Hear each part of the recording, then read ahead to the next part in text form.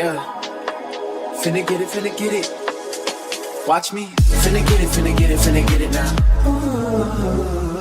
Finna get it, watch me run it down. Finna get it, never backing out. Finna get it, yeah, I'm up and I'm out. Used to know me when I nothing in my pockets. Now they see me and they talking, always watching. I remember when you said I wouldn't make it. Now you mad because I took it, didn't fake it. Pressing every day, yeah, I was patient. Putting all that work, no hesitation. Now I'm getting everything I'm chasing. Look at me now, yeah, I'm elevation. Finna get it now. Finna get it, watch me run it down. Finna get it, never backing out. Finna get it, yeah, I'm up and I'm out. See me pulling up, they switching how they acting. Back then, you weren't here when I was lacking. Now you want a piece of what I'm stacking. But I remember everything that happened. Keep it moving, ain't no time for all that talking. I've been running to the bag, I'm never walking. They've been sleeping, I've been up until the morning.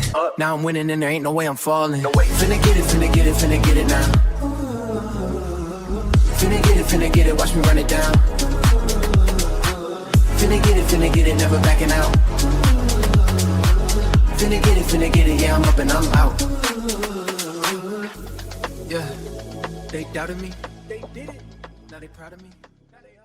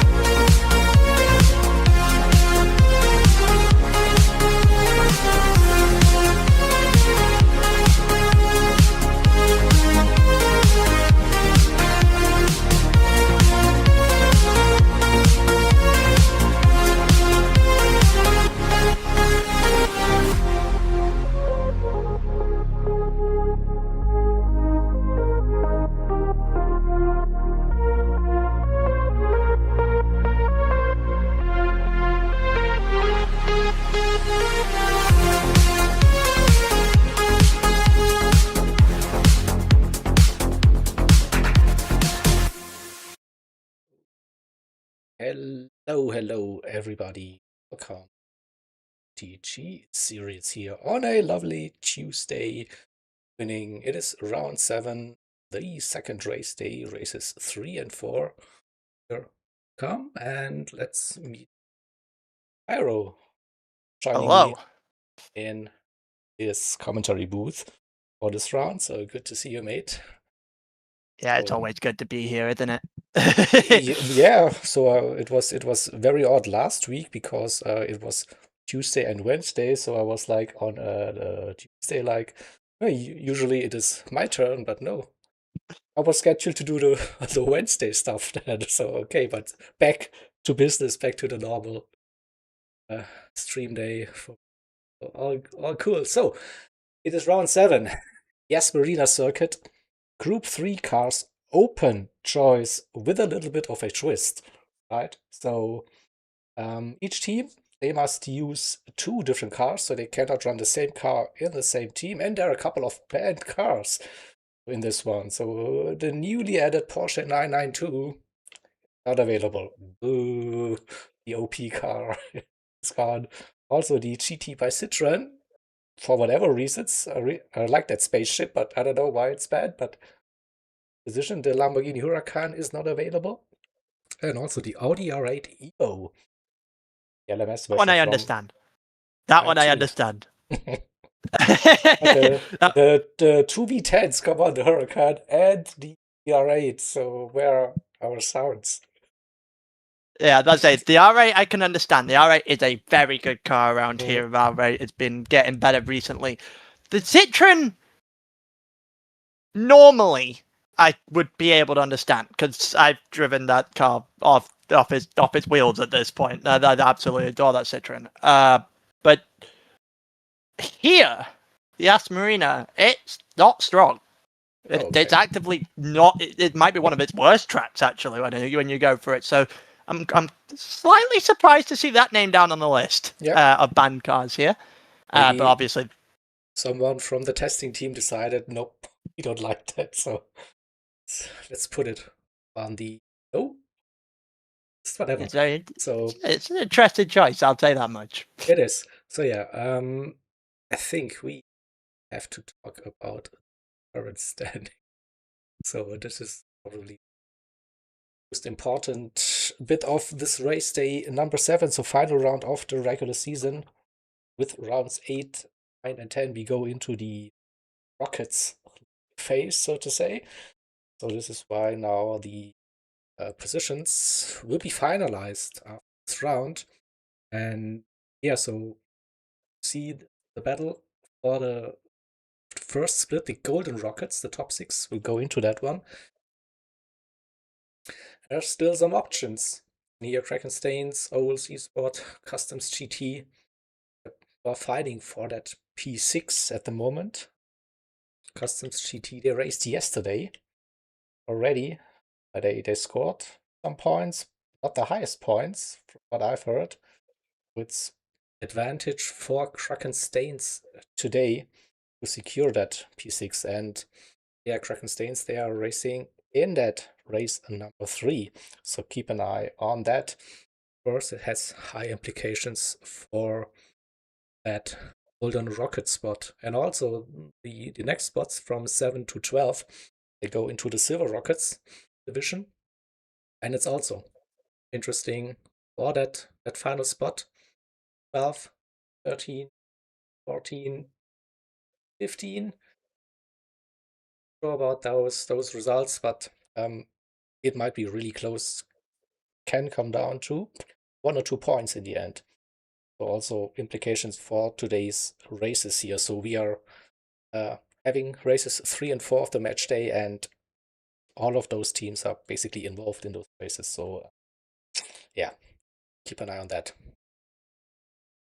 Yeah, this race 3 in particular is going to be absolutely massive. You see, we've got 6th and 7th, and also 13th in that way in the lobby. So, okay, it might actually be quite the heavy hitters on the first round, on the third race here, first race of the night. Yeah. See for the race of Dragonstain's elite racing squad, they are fighting for goals as well. So yeah, that is definitely interesting for this one. Yeah. So for the 12th spot, there are some teams involved. Axion, XN are in that fight for that spot.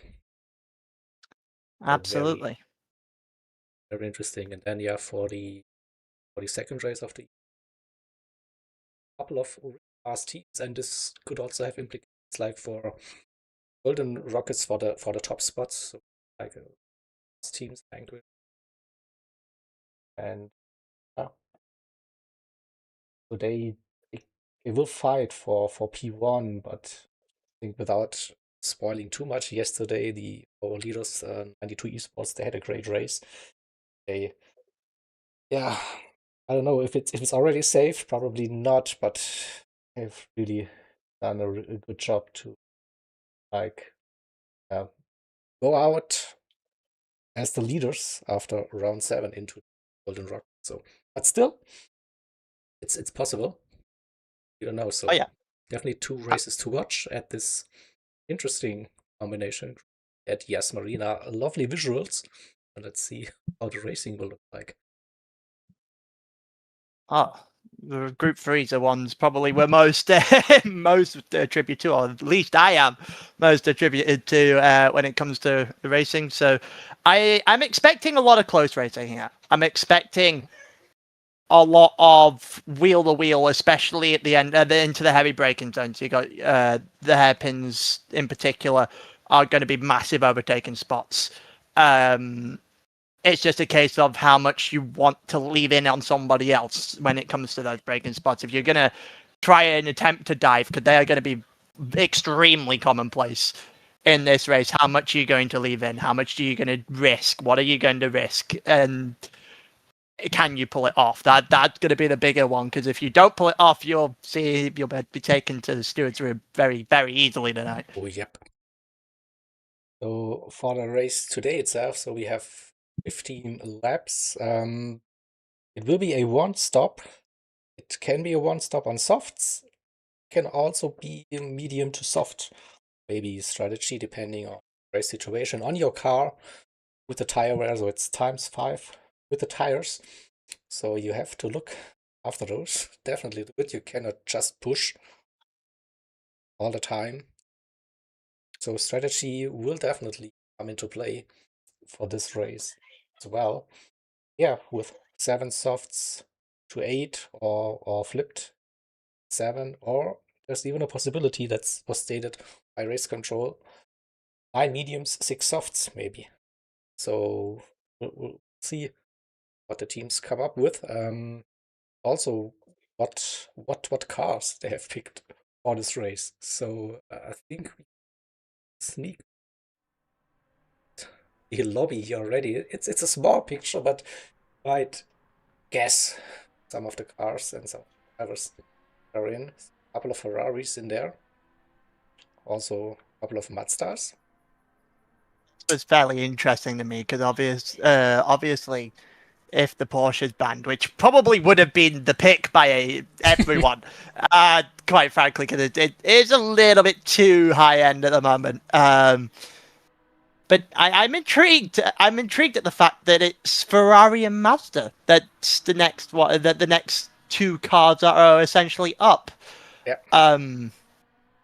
Mazda has had its moment in the spotlight when in GT3 at points within GT7, but it's not one of its higher end peaks at the moment, which surprised me. And then obviously, whether it be the old Ferrari or new Ferrari, the Ferraris have been extremely good recently, especially. I can't make my mind up which one I'd rather have when I'm looking at these cars and I'm driving them myself. The 296 obviously being the newer one, probably a little bit quicker overall if you can get it. It also is a little bit more difficult to drive, a little bit worse off the starts apparently as well, from what I've gathered. But obviously, if you can get it, it'll be an extremely good car to use here because it'll be better on fuel, it'll be better on tires than most of its competitors. That's true. All right, so we still have the qualifying format, so the shot quali. We see like the drivers at waiting zones, they come out of the pits, they park it stage, then they will be called the team, the 2 drivers individually, and then they will go to the pits, refuel, take a set of tires, and then the out lap and a flying lap, and after that they will come into the stopping zone track today, and they'll stay on this till everyone has finished their qualifying run, then signal to finish the lap in the end. So it's basically this, and I think we are starting to get the big screen and just getting everyone out onto the track now, then in qualifying session before they call them in 2x2. It's going to be interesting. I obviously we saw the stream yesterday saw that Samuel Moreno put up a 52.6 yesterday, so a little bit low. The closest we got to it in practice was a 52.3. I just noticed there by Jose Art, I think that's the way of saying it in Spanish. Jose. There you go. But yeah, so he was the one that got closest to that time. It was Alves Esports that seemed to be the team to watch out for in the practice session. We'll see if that continues on. If that does continue on, however, it'll be a very, very big statement for that 6th place. Obviously, Owls at the moment in 7th, just a little way off Kraken in 6th, and they're both going to be driving against each other in this session. Nice one. So the quali order for race number 3 is Jokers, then EPLF, Anexion, then we have ERS, Racing Squad, that is, Lowers team, and Cracked Stains. So, qualifying order based on the championship standings. That is. It's an extremely interesting lobby because you look at it, and obviously Jokers are tailed off at this point. They're not really going to be involved by too much. But the other, and same for EPFL, but the other 4 are going to be a very interesting watch because obviously you've got 6th, 7th, Elite Racing Squad are in there for the Silver Rockets as well, so they're not that far off and very clearly have some version of pace to them. And then you've got Anexion who are looking to try and snatch away 12th place if they can put something together right at the death here. So everyone's going to have something to play for, and I think it's going to be a bit loose in this race, if I'm honest with you. Yeah. Right, so we see the signal, the Jokers, they are the first team, and so they will drive directly into pit entry, and hopefully they don't run too wide. So last week we had that situation that one driver missed the pit entry and we couldn't set a lap time. So yeah, that was not ideal. Is that going to count as a 3-second time penalty? Would that a bit too wide? I don't know if that's gonna get picked up on. It's the outlap, so it's not too bad, but it's interesting for the race, definitely. So how wide can you go into? See, it didn't get picked up. It didn't get picked up at all. So you can you'd have to quite literally miss the pits entirely to get flagged. Okay, that's interesting. So 3-second time penalties do not exist going forward. Oh, Penal is almost goes straight into the back of his teammate there. That's so I like Joker's approach, by the way, so they're running with the old cars, the Ferrari 458 and the Porsche 911 from 2017. So they're going old school. I can understand the 458. I can get behind the 458 if I'm honest with you. Not necessarily the old Porsche, because it doesn't have the cornering or the top end speed of its counterpart, and I'm pretty sure it still had the worst starts in the class. I'm not entirely sure what the enticement is to go to that old Porsche. Probably the same as Mascara or EPLF going with the BMW. Like maybe it's their favorite car, and they've done so many miles in those cars. So they were just like, stick to it, whatever. And if this was the XM, they're running with that Mazda RX Vision. So one of the like in the build up, like it was predicted to be a favorite car here because tire wear, acceleration is quite good. So a decent car overall, not like the best in every category, but still like overall a very good race car. So see the first car for the AXM team alongside with the Ferrari. Nice. Okay, so Joker's just started their laps now. Then as you said, the Mazda almost a jack of all trades, master of none situation. It is a pretty good top end speed, which is why it'll be good here. Purely because that back straight, that long back straight everyone associates with Abu Dhabi is definitely where the Mazda will shine over, I don't know, something like the Porsche or the Ferrari, for example, that probably doesn't have the top end speed to go along these straights. Yeah. So I can see why it's been chosen. That's a certain, especially with the list of cars that have been taken away from the team so far in this session. Yeah, Group 3 is one of those categories where everything is just really well balanced when it comes to GT. There are a lot of those that do not exist, especially the rest of the groups. They're just really unbalanced. That's true. But Group 3, Group 3, they do that well. A good variety of cars to pick from. Don't have to go with just that one meta car. Even like recently, it looked like the new Porsche was a very popular car. Basically every track. Right. Yeah. So the truckers, they come into the final sector, into the hotel section. It's lovely, illuminated area here. The track. Just 2 corners to go, but crucial corners. You can pick up a penalty now. Oh, that was okay, I think, just. So you can run a little bit wide, so we are not using the strict track limit penalties. Or what you can charge probably. There's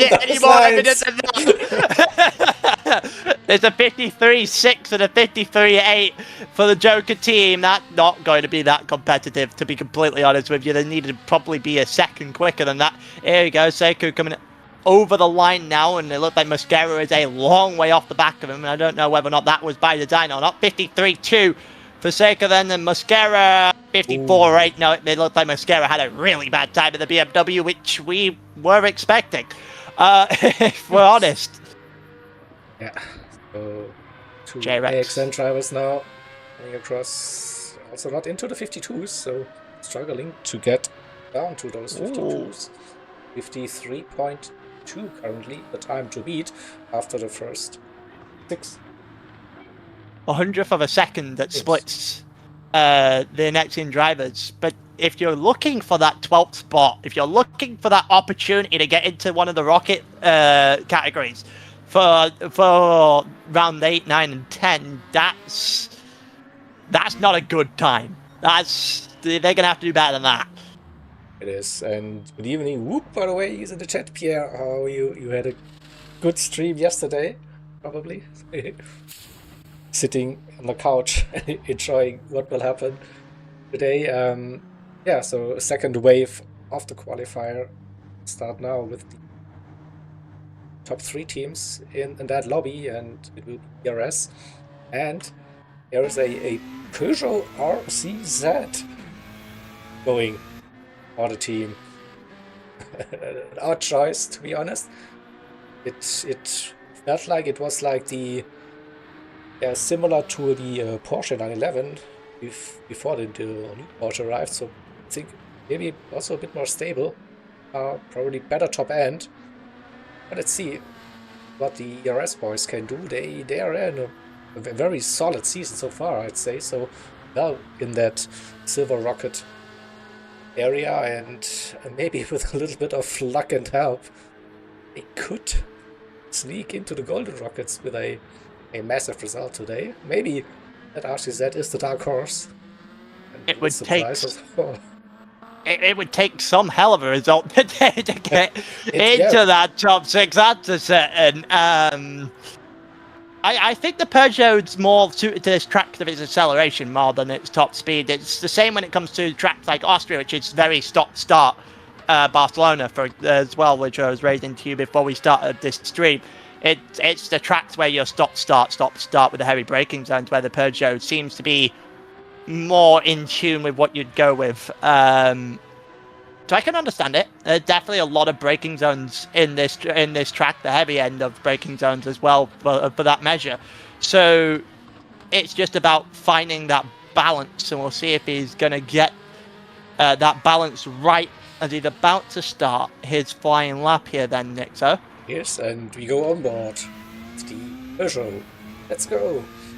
It's the first person I've seen today that elected not to take the wide line in the exit of the final corner, and I'm someone who will subscribe to that line purely because I know the faster guys will tell you it's quicker to go wide because you can carry more speed, and that probably is true. But I don't think you gain as much enough time to justify it, especially if you're a little bit wary on the brakes into turn 1. That's true, yeah. Also, not too sure, but do you get dirty tires with that? You do, yeah. So yeah, you do. If you go off on either side here, on the exit of the corner we just went through with Nick, so the sweeping left-hander, or at the final corner of the track, you do get dirty tires coming off onto the painted tarmac down towards turn 1. It doesn't quite wear off. You can get away with it more down the back straight we just watched, because obviously just the sheer length of that back straight gives you enough time to wear off that dirty tire kind of painted tarmac kind of area. You don't get that same fortune when it comes down to turn 1. We'll wait for the next time. Is it purple? It is. But not by much. Not by much. So that's surprising. I would think the ERS would be looking toward the 52s if they wanted to do do the impossible potentially and try and sneak their way into the top 6. They've got to try and challenge Moreno, which good luck with that. Yep. That's easier said than done. Moreno obviously in Milan won a GT World Series race over the last couple of weeks, albeit the actual race at Monza didn't go too well for him. That's not exactly an easy person to beat. Nope. Saw that on the big stage. He had that pace and that little mistake there in that race there. The grass, did it in. Betty did the 52.989. Then, so we are into the 52s for the first time. Next 53.277, about 3 tenths slower. Goals with a penalty. That lap will be invalidated. He will be starting from the back. That's unlucky. That's the one that we were expecting. He only did a 52.8 anyway, which is about half a second slower than what we saw in second. 0.9. After cracking Staines drivers now, so this is surprising. A lot slower than I thought the best time might have been. Here we go, 52.7. Credo with a 0.5. There you go. That's more the time. Drivers, exactly. They show that they are the team to beat today, and they want to, of course, book their spot in the rockets. They're in a good position today. Definitely, if they score well, they have it. They're in. Yeah, score 11 points to beat Custom GT, and essentially beat Owls out right here, and they'll be done before they can even before we even have to go to any difficult mathematics. So it's in their own hands, Krakens today. It is as simple as that. They are 1-2 in the session. All they've got to do is beat the team that they're put up against. It sounds so easy, right? it definitely. It's easier said than done, but at the same time, if you're a team that's been sat in 6th for a decent chunk of time now, obviously since Owls a couple of weeks ago had that absolute mess of a race, dropped them out, you've got enough pace to do it. You should have enough pace to do it. And then Owls will just be sat here looking back on their own kind of mistakes. That 1 week that they had where they essentially got that DC and ended it pretty much last. It's gonna do it. We heard it from the team manager as well, so that they were very devastated and really low after that disconnect. And so they're fighting since then to get back into the top 6. They have been up to a really good start this season, and that bad race, lucky moments, and they're on the back foot to get into the Golden Rockets, which was pretty sure their aim for the season. Yep, and they have not helped themselves today in the slightest either. Nope. Fastest Was driver in practice, and obviously, just seeing the time obviously go up there. Yeah, he's going to start last because he got the penalty, and what should be a pole is 12th, and that it's kind of signified the season, really, doesn't it? Really, really big challenge now. I think there are, you said it, like there are plenty of overtaking opportunities. But how aggressive can you drive with ×5 tire wear? So the answer is Jose has got no choice. The answer is he is full blown, straight, all the foot to the floor from the word go. He doesn't have any opportunities to let up, because the longer he stays behind the two Joker drivers, the two the Anexian drivers, the worse it gets for him. He has to make as many overtakes as quickly as humanly possible here. Oh yeah, it's true. So if we are on a grid start as well, from what I can see, that will benefit him, because the 458 doesn't have the greatest start, the 911 doesn't have the greatest start, the M6 awful off the line. So he's going to get a little bit of a benefit. Might get a couple of drivers off the line straight away, makes his life a little bit easier. Yeah, we'll see. T1, or especially the first sector, very interesting. You can probably expect some side-by-side racing here. But yeah, as we are getting closer to the race, so it's time for who's your favorite? Who will win this run? Make a guess. I personally, well, going into the qualifying session, I would have said Jose, but the fact that he starts last, I'm not saying him now. I actually, I'm going to go with Gunza. I think it's going to be Al that do something here, but I don't think it will be enough to qualify for Golden Rockets, and that's where that's the prediction tonight. That's your prediction. That's cool, because I think I went every time with Manu this season for my predictions. So let's keep that streak rolling, and he never disappointed when I was covering his races. So that's why I think my hot take. It's not probably the hot take. I think I've watched Manu a singular time this season, and that was Austria, which I don't know if you know or watched the race with Samuel Moreno and 92 Esports at Austria, with the top six were just going back and forth repeatedly. We were together. Yeah. That's the only time I've watched Manu. So I believe I've watched Manu. Yeah, a crazy race. Yeah. Maybe we're due for another one of those.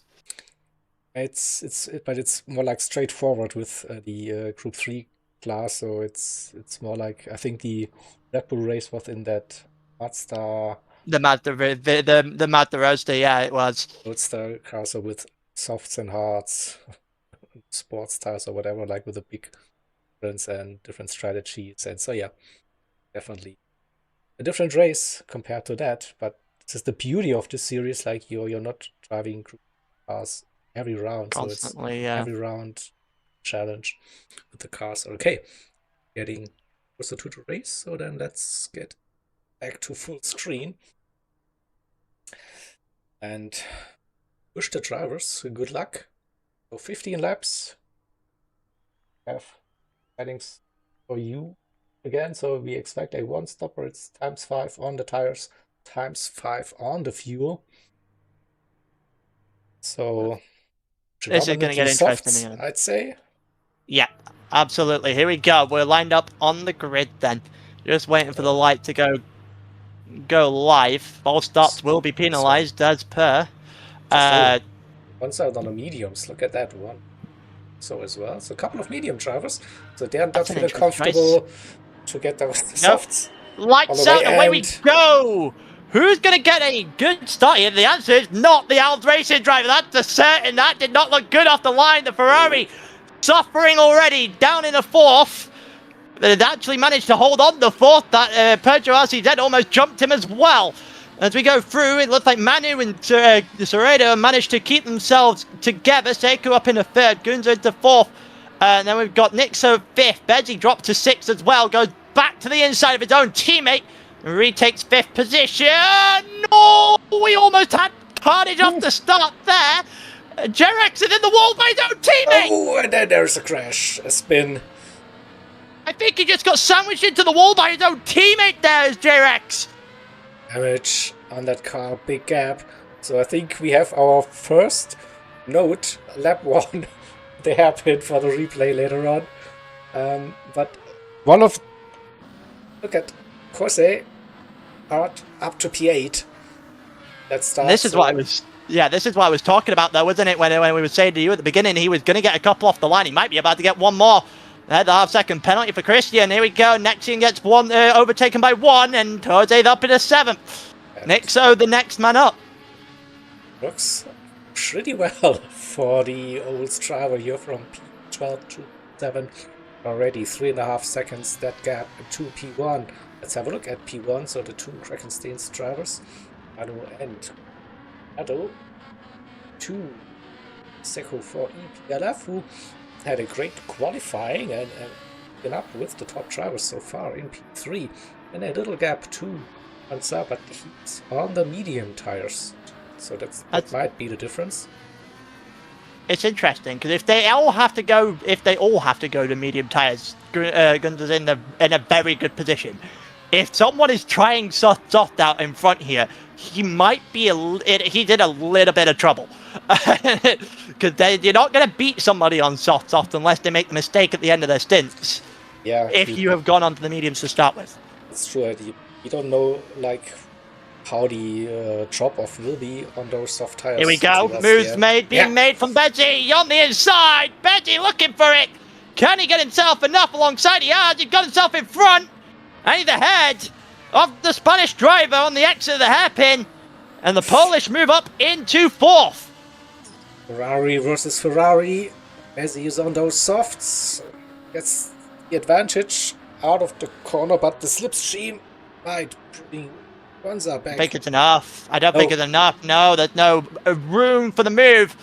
And they can see the gap starting to open up to Kraken in 1 and 2. And that is not the sign. It's a sight you would want to see if you are in a blue and yellow car right now. Nope. You need to be right up on them for as long as you can possibly be up on them for. That's correct. So ideal situation for Krakensteins here. 1.7 seconds already that gap to the next driver, and that isn't one of the ERS or Olds boys. It's EPLF's very own Seco in E3 on his soft tires though, so we keep that in mind. Bessie then after the overtake trying to close that gap to P3, looking good, 7/10 for now. Panzer on the other hand, he can keep up with those drivers on those softs. He's still in a very good position as you've mentioned. Then see Nixo for ERS in P6 in his Peugeot. Will be pressured by Jose Art 7, just half a second the gap, and we might see a move happening very soon from, I would say, Spanish driver. There are so many Spanish drivers, so from the driver the Owls driver, I think, is probably the easier distinction there just to help you out a sec. Yeah, no, I think he's going to have to go for this at some point. Because obviously Nixo's dropping off the back of Gunza just a little bit. So Jose's got to get up to his teammate as quickly as possible. That didn't look too great for Gunza out in front there, just about to pick him up. We also have a fight between Seiko and Beji. Beji got up into third, the Polish driver, into the top 3, but he's not going to get any respite. Seiko looked for a move for a split second and backed off. And it looks like Beji will be able to hold this position for now. Then a little bit slidey on the exit for Seiko there, it now puts him into the weighted arms of Gunza, who is currently in 5th position. Yeah, so that chicane is so awkward on this track, so slow, and you lose all of your rhythm, and then you want to push it, and then you jump over the inside curb or touch that bollard or run too wide. So very, very tricky chicane, but yeah, good move from Bezzy, so before the chicane, got himself up to P3. Seko now sitting in 4 with Gonza on his mediums. I'm still kind of surprised how well he can keep up with those drivers. And we might see Nixo versus Jose. I've been watching Nixo for the last few corners, and so the line, especially out of the very quick left-hander at the top of the hill, the line is interesting. To say it at the best, goes all the way to the outside of that corner. Whether that was intentional or not, we'll still have to wait for another lap to see. But right now, he's not really being put under too much pressure from Jose behind him. Yeah. First sector. That needs to change. Cannot keep up with it, so lost 2-3 tenths on that first sector. A very good sector for Nixo, though. Now the long straight. Very wide lines coming out. Yeah. The one person that did have a great sector there was Gunza, who got himself onto the back of Seiko, but the exit for the original 458, the original Ferrari, the 458, is just a little bit too much for that new Ferrari to handle. That's a very interesting juxtaposition between the two Ferrari cars then, isn't it? On how they kind of function as a collective. True, but just look at Seko's tires. So it's the end of lap 4 and over halfway through their tire life already. So yeah, 8 laps might be a bit of a stretch if you want to make those soft strategy work. I have a funny feeling it's got to be 7 first. If you're going to do that soft, these cars are perfectly fine to drive on dead tires, going toward the full reds. If you're going to do this, you do 7 on the soft to start. You would do 8 on the soft to end. That's the only strategy that would work. Soft. Because if you start with the 8, I just don't see how you gain from going for what would then be an overcut for no apparent reason. So it's got to be the 7 first. Yeah. The only thing I can imagine going for the overcut is with traffic. If you pit early, you might risk ending up driving mid-pack traffic with your fresh tires. But if you've got the tires, you should be able to overtake. So it won't cost you too much time. Tire Delta will help you in this track in particular. But obviously, there's a lot to play out as we go down the rest of the race. Seiko opting for a very wide line there, and it looked like Bezzy was not inclined to do the same. Yeah. They are about 4 seconds off the lead. Just to put it into perspective of the distance between these guys now and Krakenstein's out front. This is going to take something extremely special to essentially end the chance of the Krakenstein's 1-2 here. Never mind them not qualifying for Golden Rockets on top of that. Yeah, it's definitely in their hands, and they have the best situation now with 1-2 controlling the race.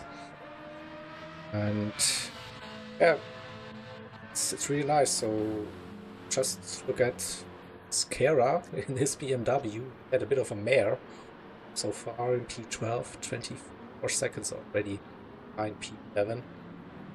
Gseries is just fighting with Javelton just to place in front of that, by the way. Gseries obviously in the wall early on in the race itself. It looks like he might have just dispatched Hamilton then. Yeah.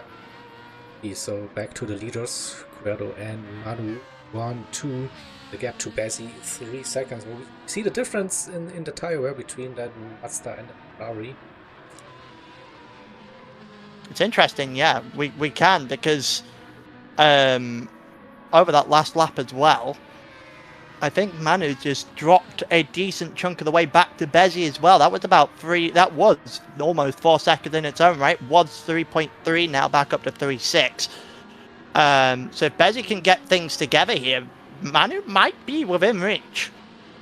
Yeah, and I also have a look at Gonza, for example, here on the mediums, so that crossover point is definitely reached, in my opinion, now on his mediums. Oh yeah, absolutely.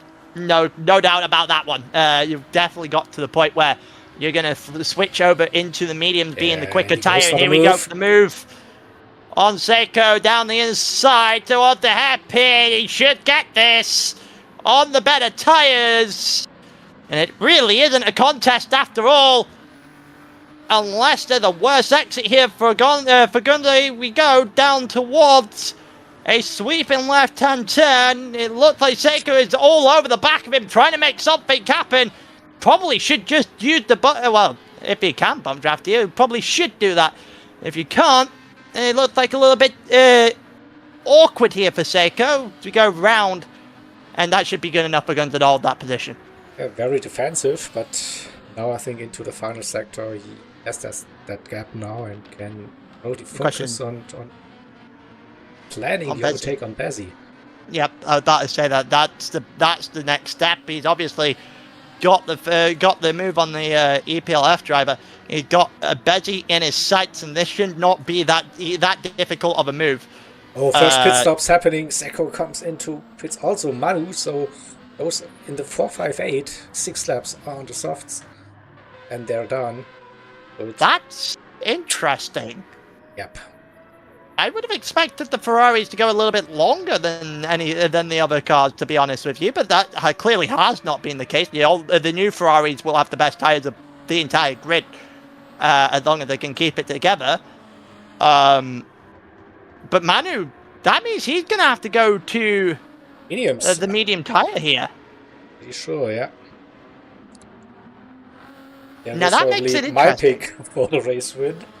I think I don't think he is going to do that, because he was only 3 seconds ahead of Gunter the entire way down this first stint, and that's a gap easily coverable on the reverse tires later on in the race. It's likely, yeah, and Cena probably that fight for P2 is heating up.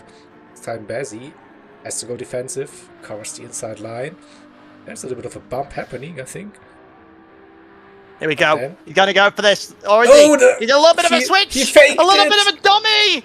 He's got him on the inside. And that is a move and a half. That is Well a played. little bit of a dummy.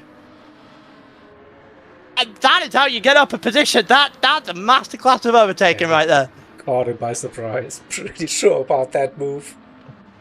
Yeah, up to P2. Wow. And what about Guerrero? Will he pit? His tires are pretty much shot this stage. He's taking the narrow line, yeah, into pit lane. So Konsahi is probably set to run 9 laps on those mediums.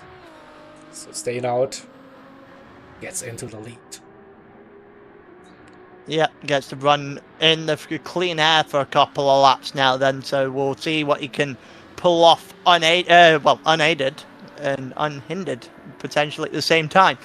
As we continue on then, Nixo is still ahead of Jose, who still hasn't been able to make the move on the Polish driver, which is increasingly problematic for Al's racing team. The longer that goes, the worse this gets, if we're completely honest. See, Guerrero comes out the 8 ahead of Bazzi. Bazzi jumped Manu. Alright. But Not Bazzi too is surprised on the by softs that. again. Yeah, we did expect that. Pitting on lap 7 would mean that you have to do the 8 set on Yeah, soft that's at the correct. end here. So we It's the did outlap. expect that. It turns out that Manu's potential undercut is going to royally screw him here. I think that might be the nicest way I can say that. Obviously, Seiko in the same position. Bezzi going on to another set of softs. We know Gunnar going on to a set of softs. I don't see a way, realistically, that Manu's going to be able to hold on to maybe a few positions in this race. Yeah, it's really, really close, I think, after the pit Oh, and he's stops. been hindered a little bit by Javi here. It's Corrado. Is he going to be able to get himself ahead? It took him a while, but he is ahead Just of Hamilton eventually. That was probably a little bit more well, a little bit too close for comfort for Corredo's liking them, for Kraken's in particular. End of lap 8 for Gonza. Into pit lane, so are the other medium tires, so they're going for 8-7 this race. I can't Interesting. say I'm too surprised. But at the same time, I guess there's just a little bit too much of a precaution, potentially. Because obviously if Bezzy can do 7, 8 on the same, essentially the same car, you probably may have overstated how important the mediums are. Yeah. If we're honest. But 7 laps on the softs. We've got Manu right out in front of him there, right there. It was important. This is going to be a very important overtake, and he has to get it done quickly to start building a gap. It's less than a second though for Gonza. On the soft tires now, Manu on the mediums. Bezzy is on the softs in front of him. And Verdo on the softs here as well. In the top Jose three, and Nixo behind. The Nixo and Jose behind, by the way, on Seiko. This is going to be a move here, potentially for Nixo, who goes to the inside and taking a very short line on the inside into the hairpin. It's still side by side. They're still going. How the hell Seiko is hitting Nixo as Jose gets to the inside. Jose looked for it. Jose gets it. Went into that gap that suddenly opened up and upper position, and he's not done yet. I think he wants to get even more. And he get past Nixo, the inside line open for a little bit, but no, has to be single file, I think, for the rest of the lap. He's got to beat side-by-side racing here.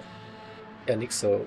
It's imperative that Jose gets past Nixo in the next lap or two if they want to get anywhere near that Kraken Racing team. Because obviously they've got to beat him on the night, but they've got to beat him by such a substantial margin that they end up out qualifying them, which is a whole different ball game altogether, and probably they have to win the race in some capacity. Seiko having a little bit of a mare there on the exit of that corner. It'll probably take him out of any sort of fight between him, Nixo, and Jose going forward.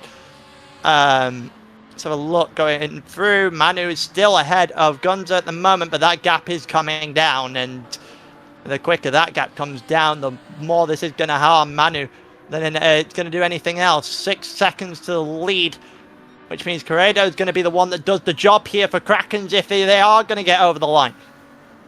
Yep. So looks like Bessie with a Manu nearly touched the wall coming out of slow hairpin. Now he's going to be under fire now. He's going to be under fire now. This is going to be it. Defend it. No. And then the move to the inside, pulled up, gets alongside before the braking zone even happens. He's still alongside, doesn't manage to break the gap, but he now has a car's length beneath the head going into the hairpin. And up in a third then for Gonza, who had Bezzy in, well, next man up, realistically. Got to get him and then try and make some version of a lunge at Cerrado at some point. That's correct. It's already a big gap. But maybe a little bit of a tire advantage for Gonza. A little later than Bezzy. What about Manu? Can he keep up on his mediums? We saw like it on those final 2 laps after stint. Those mediums were pretty good. Maybe even better than those warm softs. So I think the podium is still within reach for Manu if he can stay. And with Gonza for a little while. It's still 5 laps to go when they cross the line though. John, I was about to say, it's gonna, I don't think it will be. Surely on the note that realistically 8 laps, 7-8 laps was where we saw the soft starting to drop off originally on the first stint, but that was with full fuel. They don't have full fuel on this stint. They went to about 3/4, so the tyre wear is going to be a little bit, well, considerably lighter on this second stint. I don't think he's going to have, I don't think he's going to get to trouble Gonza at any point here. Bezzy potentially, depending on how well those tyres hold up. So I have a battle for P5, Ixo and Jose. Got to go for this eventually. Yeah, you said it like 2 laps ago. He has to go for it. Yeah, he's got to go for it eventually. He's wasting too much time behind the Polish driver here. Looks like a good exit. Less than 2 This laps has got to be it. This has got to be it. He's going to pull to the outside here. So Yeah. that RCZ had a really nice RCZ acceleration at the top end, doesn't it? has some legs, yeah. It is holding up. It is still holding up. Here we go, side by side into the hairpin. Nixo, it's got to hold on here. Yep. And Jose does not get a good exit in the slightest out that hairpin. Just tried to maybe make a little bit too much of a lunge, get too close to the Polish driver, and he's again thwarted an opportunity at a pivotal moment in this race for Ours Esports, and it squandered again. Was too close already, so I think he needs to have like a 3/10 gap coming out of the hairpin to make use of the slipstream and get that final push before the braking zone. Other than that, that RCZ looked very strong. It's what I was saying at the beginning. The acceleration, it's not the worst at top end speed as well. It's the same reason why it's good elsewhere, and you can see it on full display right there and then on the back straight. It's not a car to sleep on in the slightest, but it's a very particular car nonetheless. Continue on. Jose is still trying to get involved here with the Polish driver. Yeah, close. Just a slight look there into turn one, but once again, probably put himself in a position where he compromised his own line rather than the guy in front, and is really struggling to make something happen. And we also haven't been talking much about the XN drivers, but they are not having like the best race at all. Gian in P8 currently, and his teammate Jay ranks in P11, so they are still fighting for that silver rocket spot, right? That P12. Well, they were fighting for it, but your race doesn't really get off to the greatest start when you put your own teammate into a wall. That usually isn't the greatest recipe for success, to be honest with you. We'll get to see that one again in a short while. Yep. Yeah, I don't think J-Rex has really recovered from that. He is in a fight with Jokers now, so at least, but yeah, overall race time and finishing position. We got Christian going for a move. Christian going for a move on Seiko on the outside. Into the third hairpin on the lap. He's going to go all the way the outside here with a little bit more speed, but again, being on the outside doesn't necessarily guarantee the move. That is a long way off the track, but he is ahead nonetheless. But now, but there might be dirty tires, I don't know. Yeah, he goes way too deep. Oh, and then he loses it. Yeah, that was to be expected, to be honest, like that long off line overtake, and then he loses 2 positions. That's so that race goes from bad to worse for AX7. Yeah. And I think you could put that as the final nail in the coffin on their chances of ending in the top 12. If I'm honest with you, I think that might have just done it. Yeah, it's if it hadn't already been done. 3 laps to go. This one we are still close battles here in that mid pack. We also need to have a look at the top where we see that Gonza caught up with Bazzi. So just half a second now. 2 and P3. Manu is 2.3 seconds behind, so his tires should come into play now. And maybe if they fight, Bazzi and Gonza for that position, Manu could pick up the pieces if something happens. How about and there's already the first contact! Like yeah. Oh, Betty got a... Well, I say Betty got away with it. Betty got away with it by the fact that he's still alive. Guns are just about gets away with hitting the back of the Elite Racing Squad driver. That was almost disaster at the front there, but they're both alive. They both get through the hairpin all right. And that was just almost, well, pretty much nothing out of something there. But 5/10 lost with that already. So just 2 seconds for Manu in P4. Yeah, and obviously Nixo and Jose are not catching Manu either. So if you're cracking stains here, you don't force it. Corrado just needs to drive as safely as humanly possible to get over the line here. And if you're Manu, you aim for 4th. You don't need to force anything else, realistically, here. Should be enough. Exactly. Because I don't think Owls are beating you. You've beaten them in the lobby head-to-head, so you don't have to worry about them anymore. You only needed 11 points to beat Customs GT to qualify in that 6th place, so I find it very, very hard with a race win where that 11 points is not ascertained here. I would be very surprised if that doesn't happen. See the move now again. Good run. Oh, and Bezzy loses wasn't a good exit though. No, I can tell you that much. Bezzy is all over the place there. Here we go, the outside. The outside for Gundia. He's got himself maybe a wheel or two in front. Had they head down into the braking point. He's got a car left now. Either head before the braking zone even hits. Yeah. And up in a second he goes. Stops it. He has to defend probably now for the second part of the straight. We saw it earlier. Yes, 3/10. Should be okay still. Covering the inside line to not get a surprise dive. Here. And this is a normal racing line now. Should be okay. What about Manu? 1.5 seconds. And the tires for Bezzy won't be getting any better. No, that's a sin. So, but the thing is, as I said, as we were saying earlier, with the extra, well, the less fuel in the car, the extra lap is not going to be a problem for Bezzy, as long as he can actually keep it together driving the car, because it doesn't look great. Every corner looked like he's going through a lot of effort just to keep it going. Cuervo starts the final lap.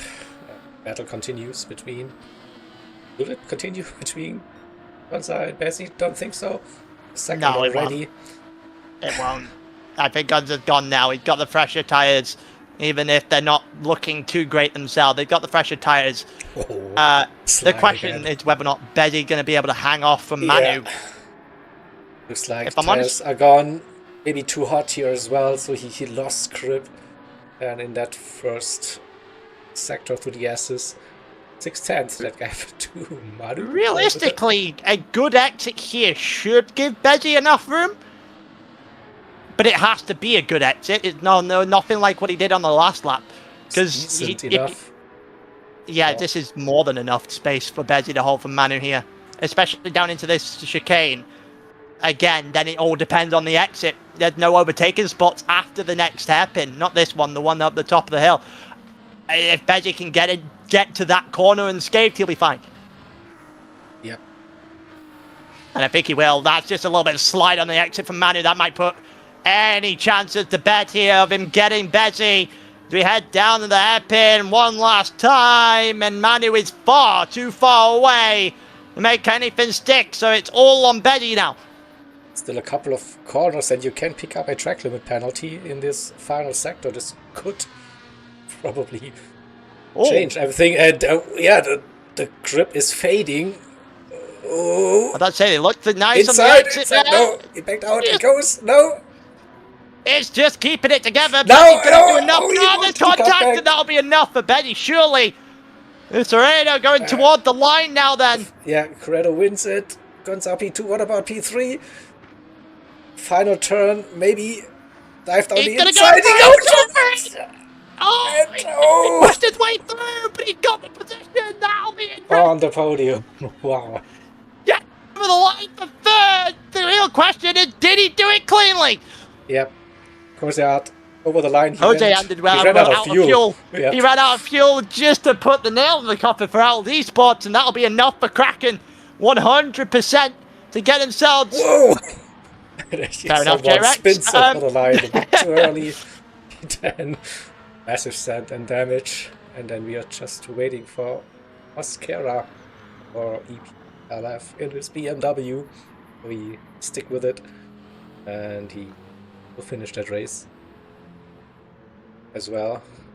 But yeah, a crazy final lap battle between Manu and Bezzy. Bezzy's tires were shot, so you don't blame. Defend. You don't blame Manu for going for that. He saw that coming, like the last three corners. It was already really visible that he had so much more grip, and Bezzy was struggling, and there was the inside line always opening, and he tried it 2 or 3 The times. question is, about to say, the question now is whether or not he got on the inside clean enough. Yep. We're going to have another look at it when we get into the replay here in a short second. We will. Exactly. It's going to be close. I don't even know if he actually stayed within track limits on the way through as well. Technically track limits by the game, but white lines. Staying on the track. Let's see if we can... Definitely a close finish. And let's have a look at the race results. So Kraken stays with Quero to win. And just under that 29-minute mark, that was rumored to be race pace. So great speed. And deserved victory. Start to finish, soft strategy. That's the RX division. And Gonza for Ols, he did everything he could, P2 in the end. And fortunately with his teammate, starting last, couldn't set a lap time doing quali, made some progress early. P6 couldn't really get past those ERS drivers, so got stuck behind them for a little too long. And yeah, Frankenstein's 1 and 3, they will pretty much secure their spot in the golden Reds and for those upcoming 3 rounds. ERS, again, a very, very good performance from Bazzi and Nixo, the 2 drivers that have been competing for the team for the entire season, I think. They have earned their spot in the Silver Rockets. And EPLF with Seko, a good race. Up with drivers early on. Christian for AXN, so this will be interesting. Their performance P8, P10 today. There's still a race to follow with other teams involved for that 12 spot, so that would be interesting here as well. Just so I can invite to a replay. So tell me when you are ready. And I'd like to say it's up. It's ready to go whenever you want to join the share screen. Well, we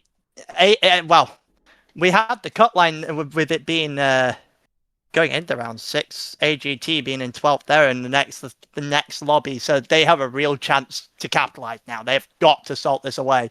Well, they have the opportunity to. Just going through. Let me know when you are on. Yep, we are live. Okay, so this will roll through. So this is going to be the gap here between. We're going to watch first what happens in the move. You can see that J-Rex there. Oh, he just gets that wrong. Just slides on the inside of Nixo. Nixo does well to not essentially get punted into next year. And then obviously into the exit of the corner. Yeah, he just gets sandwiched by his own team. There's no real place for J-Rex to go here. We'll go into J-Rex's point of view just to get another look at this. But I think he just gets sandwiched by his own teammate. Just really left with nowhere to go after making this mistake here. This was already a mistake. Comes back, tries to get it. Yeah, he lost the car, but he never really had anywhere to go anyway. I think he saw those cars on the inside, made that subtle move, that overcorrection, and then unlucky. It's a bit of a mess there from drivers there in the first couple of corners. Let's go to. I can remember how to do it. Let's go to probably lap 7-ish, almost.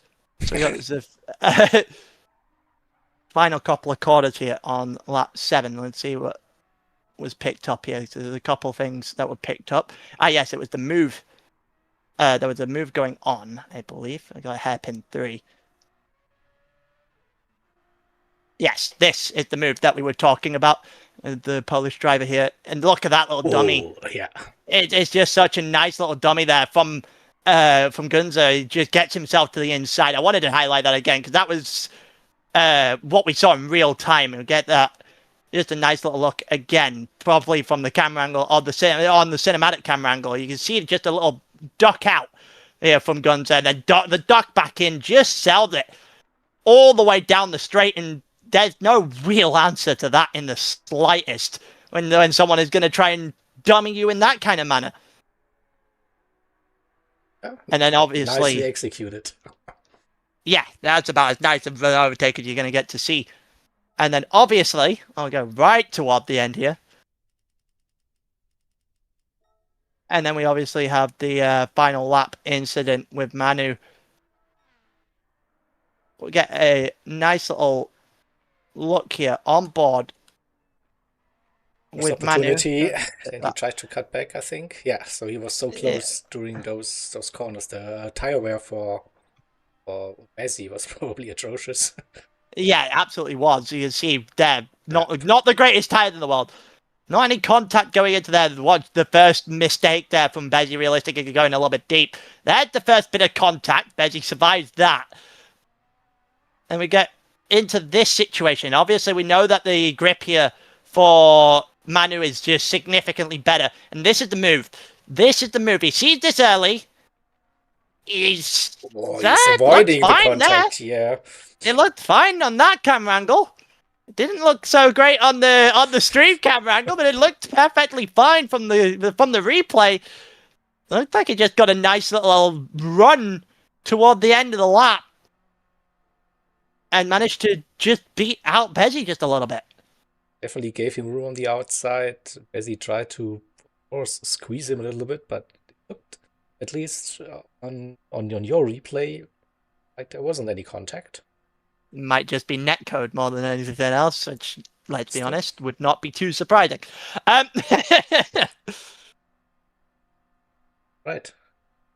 Yeah, that's everything I've got to cover, I think. Then we can go to this thing while we enter the next lobby and teams, so I can prepare that. So we've got Vanquish and a Stecker, so we're looking more toward the top end of things at second and third. Currently going into the night, they were 4 points and 11 points respectively. That's a Stecker and then Vanquish. Away from 92 esports. We know that Moreno had one hell of a night last night. Pole, fastest lap. 92 did extremely well as a team. So the real question now sits in whether or not 92 are going to extend that lead, or can someone can someone just twist it a little bit in their favor? Just swing that pendulum just one more time before we head to Golden Rockets. So it's already nearly full, so I'm coming. I beat you into a lobby this time, Jesus. So, yeah, it's the usual stuff. So you have to wait for the network connection to establish, and then the last person deliveries are loading correctly. You've got AGT as well. So AGT were in 12th going into the week. They obviously had a 3-point gap on Anexian, who we've just seen have probably picked the worst time to have an abysmal race. So it's just all about AGT trying to pick that up now. Deluxe was on 111, which was 9 points back. They scored. Let's have a look to see if I can find how many points they scored yesterday. They scored 15. So that would mean that it's just the 6 points needed then currently for AGT. And then we've got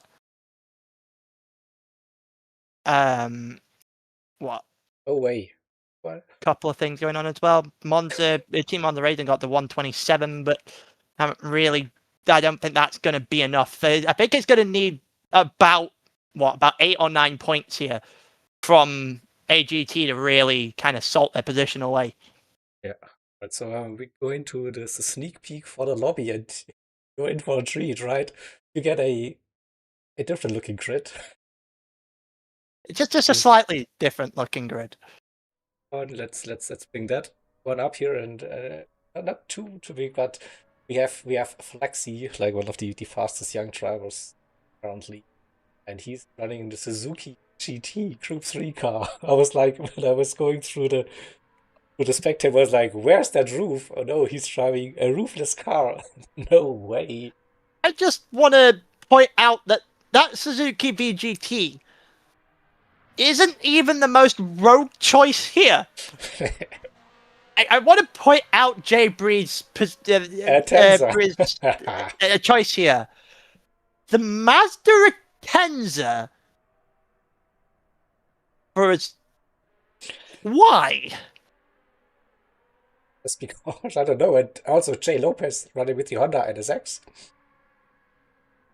So, yeah, completely different cars for the team.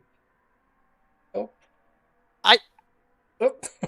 I know that there's a couple of road choices when you go to Austria in particular. Obviously, the Lancer's one of the better cars there. The WRX is another great car. Austria in its right, and I kind of assume this track to be more like than anything else that we drive realistically normally in a Group 3 car. The Atenza and the Suzuki VGT, the NSX I can kind of understand. The VGT on a borderline makes sense. Maybe it's really good on tires. The Atenza is confusing me. Yeah, we haven't maybe figured out the secrets behind the mighty Atenza. But yeah, interesting. So from my experience, at least, the NSX wasn't really like the best car when it comes down to saving tires. So that's why I'm a bit surprised to see it. I think I know one person that knows how to drive that car. He's not in this lobby today. Yellow. So, but I don't know. Still might be a very interesting choice. And it's purely on speed alone, like speed and acceleration alone, a really good car, the NSX. But it's not one of the better Group 3s. It's a situation. Well, you know how we said there's sometimes the RCZ in the last lobby is there in somewhat the same category here.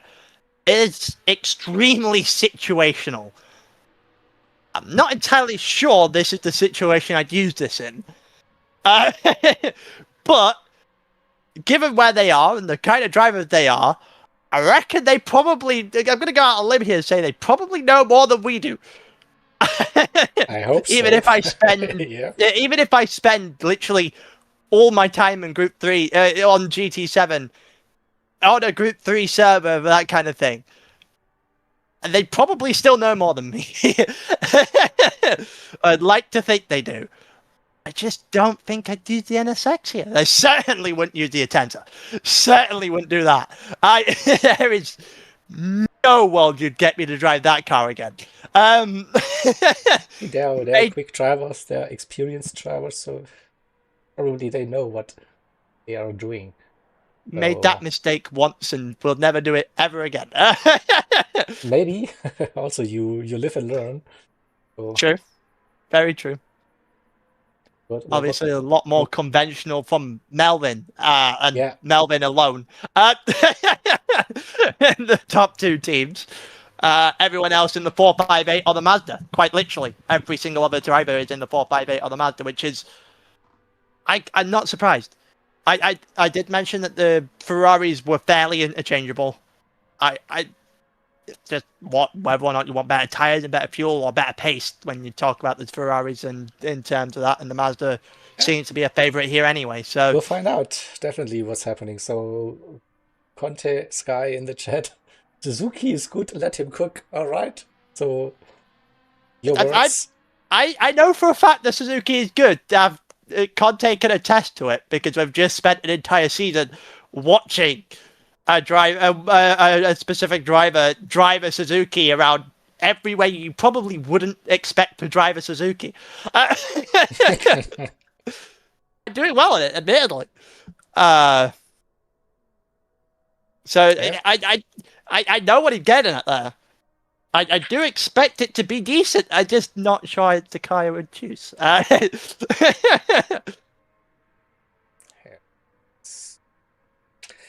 Maybe he will surprise us. I mean, he's definitely would it really? Drivers, so. Would it really be a surprise if he found himself? If we found him in the top 4 still? I mean, what would be a surprise here? Oh, it depends on what your completely definition winning that race or whatever. But so I have No, Beating Melvin maybe might be the surprise, I reckon. I think that might be the kind of point where you have to go, maybe this might be something to take a look could at. be. All right, so qualifying. Now again, same format. All drivers come out into waiting zone, and then we have a qualifying order that is Hydra Racing and the Maniacs high team, and we have HGT, Vanquish, and Stecker. So EQS and Stecker, those two. Still want to score as many points as possible. They are safe into the Golden Rockets. So, but yeah, you mentioned it earlier in 92 Esports yesterday with a strong result. They basically reinforced their lead, and it's tough for the other stand to. If you're Vanquish and you're a Azteca, the aim is to beat them. The aim tonight, in particular, is to beat them. Especially if you're a Azteca, which is what makes their car choices just that much more baffling. It's because if you get to a position right, they're 4 points off the back of 92, that you could still end into into the final three round of the season leading. It's not impossible to overturn that. I just don't understand the card choices in that relation. So then, hot take, Rhea will put that Atenza on pole position. If that happens, I don't know what the punishment has to be, but like, for me, my brain at this point. But there is no world I see that happening.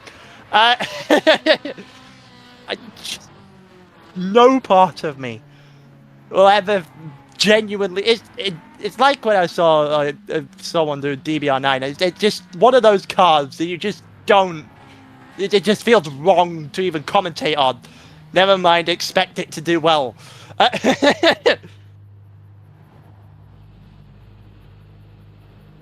right. So I think everyone parked, and Hydra Racing, they start their run into the pit lane. Fury on the team, like that color scheme. So next, see, X.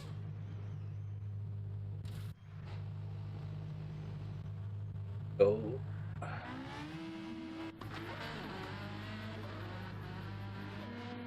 Yeah, Ferrari Mazda combination. Yes, that's going to be a very heavy one all the way through. That's the expected combination. I am intrigued. I know this might be demeaning a little bit to the other teams, but I am very intrigued. I want to see what this battle at the front is going to be at this point. That's the thing that's piqued my interest, because I've seen, in my day, I have seen a lot of random cars. As the few that I don't think anyone has touched with a 10-foot barge pole, and a couple of them are on this track currently. It's true. Third team, my team, esports team, is in pit lane, changing tires, refueling, and away they go. So the remaining three teams, they wait for those drivers now to set their lap time. And let's have a look. So the RX Vision and the 458 for Hydra. Nation a 458 and a RX Vision for Maniacs. And The same. surprise. No variation at the back of the grid, Nope. or expected back of the grid anyway. It's just entirely with whatever the hell is going on with the cars at the back, or in the waiting zone right now. We got about 2 or 3 corners now before we start getting flying laps getting put in. Franfrey has started. He's not that far off the front of Fury, so those two are going to go together Ortegas and Borsman are both in the same vicinity as well. So no one really trying to create a separate distance from each other in this qualifying session up to this point. No wide line either from Hydra at the start of this the qualifying lap, which I can really understand. I'm going to assume that the quicker drivers are going to try to test that wide line anyway. But I can understand not wanting to risk turn 1 by any means in this in this session. We got all the way on the outside of turn 3, pushing the boundary just a little bit there with Gseries as we go down to the first of the hairpins. If you get a penalty, you want to get it in the first or second sector, so you will still record a lap time. You get it in the final sector, then it's invalidated. Well, you can see at the back. Just take a look. Yeah, just take a look at what just happened to Jose and then Owls by proxy. If you make that mistake late on into the qualifying lap. Yep. No penalties as of yet for any of the 6 drivers currently on track. So they can breathe a little bit easier for now as they go through into the end of the second sector here now with Hydra. What the time are we looking at here? The lap time goes into 2 sectors of 1:12.0 for Fran Fay then. I haven't remembered those. Yeah, me neither, but we're about to get a good idea of what that baseline time is. It's potentially looking, I think, more the 53s off of that sector. We'll get a good look at what is actually going to be put on the board. At the baseline time here, 2 or 3 corners away from the first lap times going on. What are we looking at? 1 corner to go. We're going to get to countdown here now then. 50, 51 here for Fran Fay. 52, 53, 8. And then a 54.3 for Fury. It's not a good lap time for him in the slightest. And for Fran Fay, 53, 8. Again, not the greatest lap time I've ever seen. I don't really think that's going to hang up very well in the slightest. We'll get to see how well it hangs up now, because to the line come Maniacs. Ortega's the first one up, and then Borsman after that. 53-8. Also not in that area to compete for the top spots for the race start. What about my team, Punisher and Defcon? And I expect Punisher to do a lot better than that time. Knowing Punisher driving in a Group 3 car, I expect a decent chunk from him in this session. Low 53. It's a 52.9. It's 52.9. Half a second clear of his own teammate. I'm about to say I expected something from Punisher here. It's a guy that I've come to know very well in terms of the Group 3 racing. It's the one I expected from that 6 to do the best by, and he hasn't disappointed at all. Right. All right. Next wave. Then getting ready. HET. Bull and Tomate. We've got 19 people watching the English stream. It picked up a little bit. Hello, chat. So I see Lewis, Damien. Good evening. How are we? And we have also received confirmation from league management that Krakensteins have secured that 6 for the Golden Rockets. Didn't come as too much of a surprise at the end of the day, did it? They beat Owls on the night and they won the race, so it didn't take a genius to work that one out. They took care of their own business tonight, and that's the main thing at the end of the day for Krakens. You get a couple of drivers getting going now, as Decker will be the last team out because they are currently ahead of Vanquish in the championship. We have the 4th team with the exact same lineup for the cars. 458 and the RX Vision, but then look at him, Flaxy, ruthless boy, he's riding the Suzuki Vision GT. What a driver he is. And Melvin, a bit more on the conventional side of things in his Vision.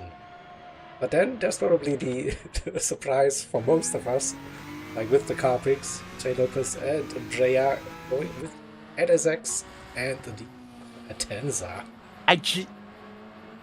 everything about this Atenza just looks wrong. I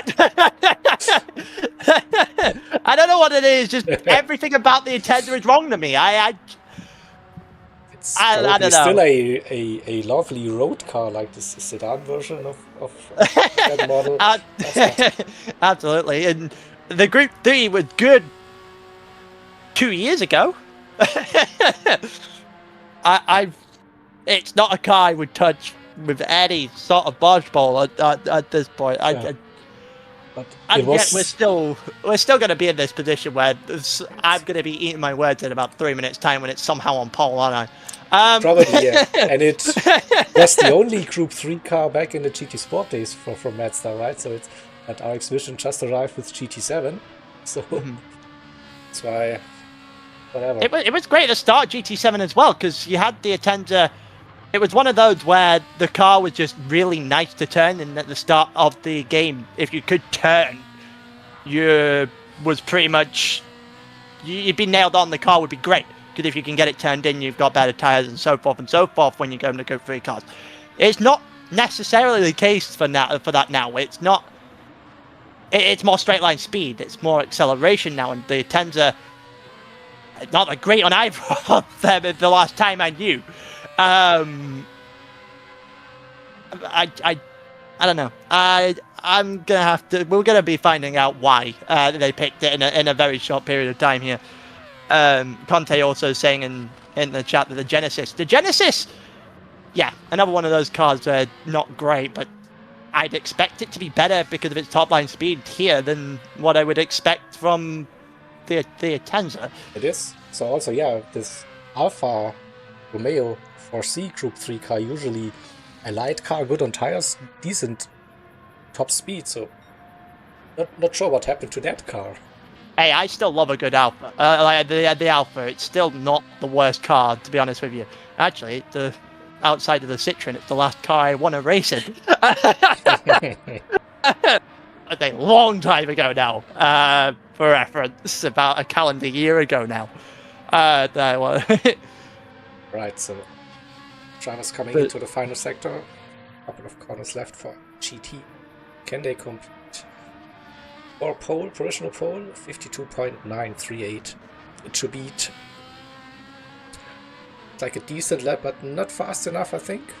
53.1, 53.1, and then 53.4 there for AGT, either side of the My Team drivers. Again, they don't need to do a lot. They just need to do enough. That's the point. They just need to exist in about 7th or 8th and kind of drive it home. Punisher's not really someone that I expect them to beat. Here comes Like, Flexi. we'll stop here. Here we go. He's Flexi's on the line. and he goes 52.6.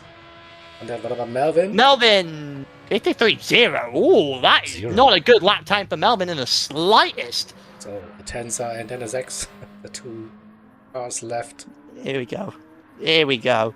Here we go. What time are we looking at for these two? One corner left for the Tesla. How much am I going to be eating my words? 50, 51, 52. It's not a great exit. The 52.9 beat out by Punisher. And we wait for J. Lopez. 3.1. So Lexi takes pole position with a 52.6. And Punisher with that 0.9 on the front row. I don't know how much of that is Flexi doing a good lap or everyone else outside of Punisher doing bad ones. Well,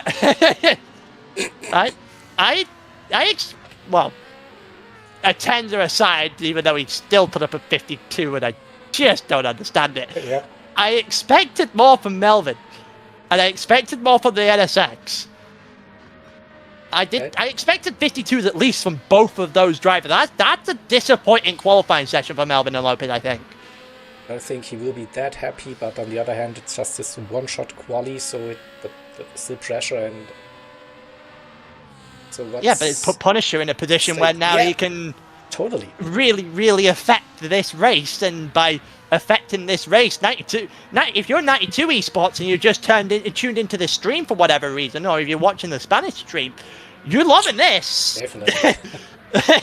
This could be any better if it tried. It is. And yeah, but I was thinking about that content. Brick Boy is the Atenza, yeah. So P3 And that nearly got onto the front row, a couple of tenths of this one, and also like a nice comparison here. Alpha here at Yas Marina was basically a worse RCZ, which was a worse 458, alright. Yeah, that checks out. I don't even know if I would say the RCZ is worse than the 458. I would probably go on the limb and say that the RCZ that we saw in the last race is probably just more situational than the 458 itself. And that's probably what makes the 458 overall better anyway. But I feel like the RCZ is definitely useful in a decent chunk of situations, especially on tracks like this in Austria. We just got volleying away. Just try to figure out a bit of a tire wear, but at Atenza doesn't look too good with the tires, to be honest. The Suzuki does, though. And it could be the case, yeah, and just came in a little note here as well. So AXN got 8 lobby points in a slow race time. So they're likely to drop below deluxe racing. So and as I thought before, it would be about 10-ish points or something needed then for AGT. So they just need to survive. They're in 6th and 8th right now. I reckon they'd take this. They would just want the whistle to go now and call it quits after qualifying. But that's not how this works. At all. Yeah, we have a nice mixed looking grid, nevertheless, for this final race, round number 7. Still at Yas Marina, and we have a Suzuki GT on pole position. Yeah. I'm not too surprised by that. After my experience over the last couple of months, I can't say I'm too surprised by that, but it's usually driven by a Frenchman, not the Austrian. It's one of those where if you know how to drive it, it's good. It's good. It's just very particular. Very particular, actually. I'm not even going to attempt to sugarcoat it. It's just extremely particular, the Suzuki. It's definitely someone to watch with that car, Flexi, aka Niklas. So, yeah. So he's my pick for this race. Yeah, I think Flexi wins this. I don't even have the ball to go someone else. I just don't. Melvin disappointed me there, to be honest with you. I think I expected a lot more from Melvin lap time wise, and I also think Tech has shot themselves in the foot here. I would like them to might have proved me wrong, but I genuinely think they've shot themselves in the foot. Melvin is in the chat. So, yeah, you did great, Melvin. Melvin's been in things with me before. He knows that I'm not going to sugarcoat anything. He knows himself that we're having a great time.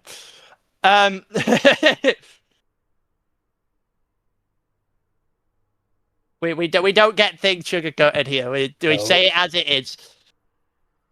Exactly. Yeah. That being said, race control states starting soon. So again, 15 laps. And one stopper it is. Yeah, the real question is soft, medium, soft. I would imagine it would be more soft here. Outside of the 458s, which I guess we saw in the first race don't have the same tire capacity of anything else apparently. I would be very surprised that we don't see a couple of softs here, especially at the front in the Suzuki. Rea is on the medium. Lopez is on the... Okay. Defcon Just... towards the back entire of the rest away from the grid, yeah. Here we go, 5 red lights. But yeah. It's lights out and away we go. Not Suzuki is a rocket off the line. Wow. Yeah, the Attender, not so much, which is also what was expected. The NSX jumps up into 3rd straight away almost. Melvin, But Jesus off the start, Melvin up in the third. So Flexi from Punisher from Melvin off the start. And then we've got Lopez and Bray in fourth and fifth for Azteca, who will be on the medium tyres and will have to suffer for a while. Defcon up into sixth, Tomato in seventh, and actually up a position. We've got a couple of overtakes going on in the midfield here. And it looks like Tomato getting squashed just a little bit more. Died in the first corner, well, the first couple of corners, and a little bit dodgy exit there. I think that was Borsman in the back of the field, getting a little bit unsettled. The AGT drivers in a slipstream train. The two AGT drivers push each other. P9, P10 up to P8 for P4, but no, didn't work out. It's a bit of a mess of a start from AGT here. They started 6th and 8th. They've dropped themselves down to what about to be 9th and 10th. There you go, Defcon on the inside. Can he get a good enough exit? The answer is probably no. That didn't look great at all, but he is still ahead by a margin and maybe by a car left now. He's on the outside. On the inside, the two AGT drivers, they could send it into... No, they don't. Nothing going to Marty's actually going to try still at least get a nose in, but it's not enough. And Defcon will hold on to 8th by the skin of his teeth there, realistically. And the AGT drivers need to regroup already. Should see single file now through this section and can have a look at the front. Actually couldn't really, like, break away. Separate. Yeah, couldn't separate himself from Punisher in the slightest. And I'm not too surprised with this. Punisher should be a massive menace to the rest of the grid in this race in particular, because he knows how to drive a Group 3 car. There's nothing else that he can do. He can drive a Group 3 car extremely well. Conte asking if the tender slow off the start. The answer is yeah. It didn't need a genius to work that one out. It's a brick. It's literally a brick. Yeah, but it's a brick running in P5, nevertheless. So it's a brick that started P3 and has dropped 2 positions. That's what it is. Yep. Yeah. Let's give him like the starting on medium benefit. So. It would, but also the NSX exists on the same tyres and did jump him straight off the line. I could give him some grace, but I don't understand it. And the more I'm confused, the less grace I'm willing to give him. Right, Defcon making some moves and just fits in perfectly with the next announcement here. Watch for my team if Defcon can make his way through the pack. So my team also like that position maybe. They're going to be hinged heavily on Punisher here. And my team is going to have their entire thing very heavily hinged on Punisher. If Punisher can stay with Flexi, he can stay with Melvin out front, then any sort of backup will do.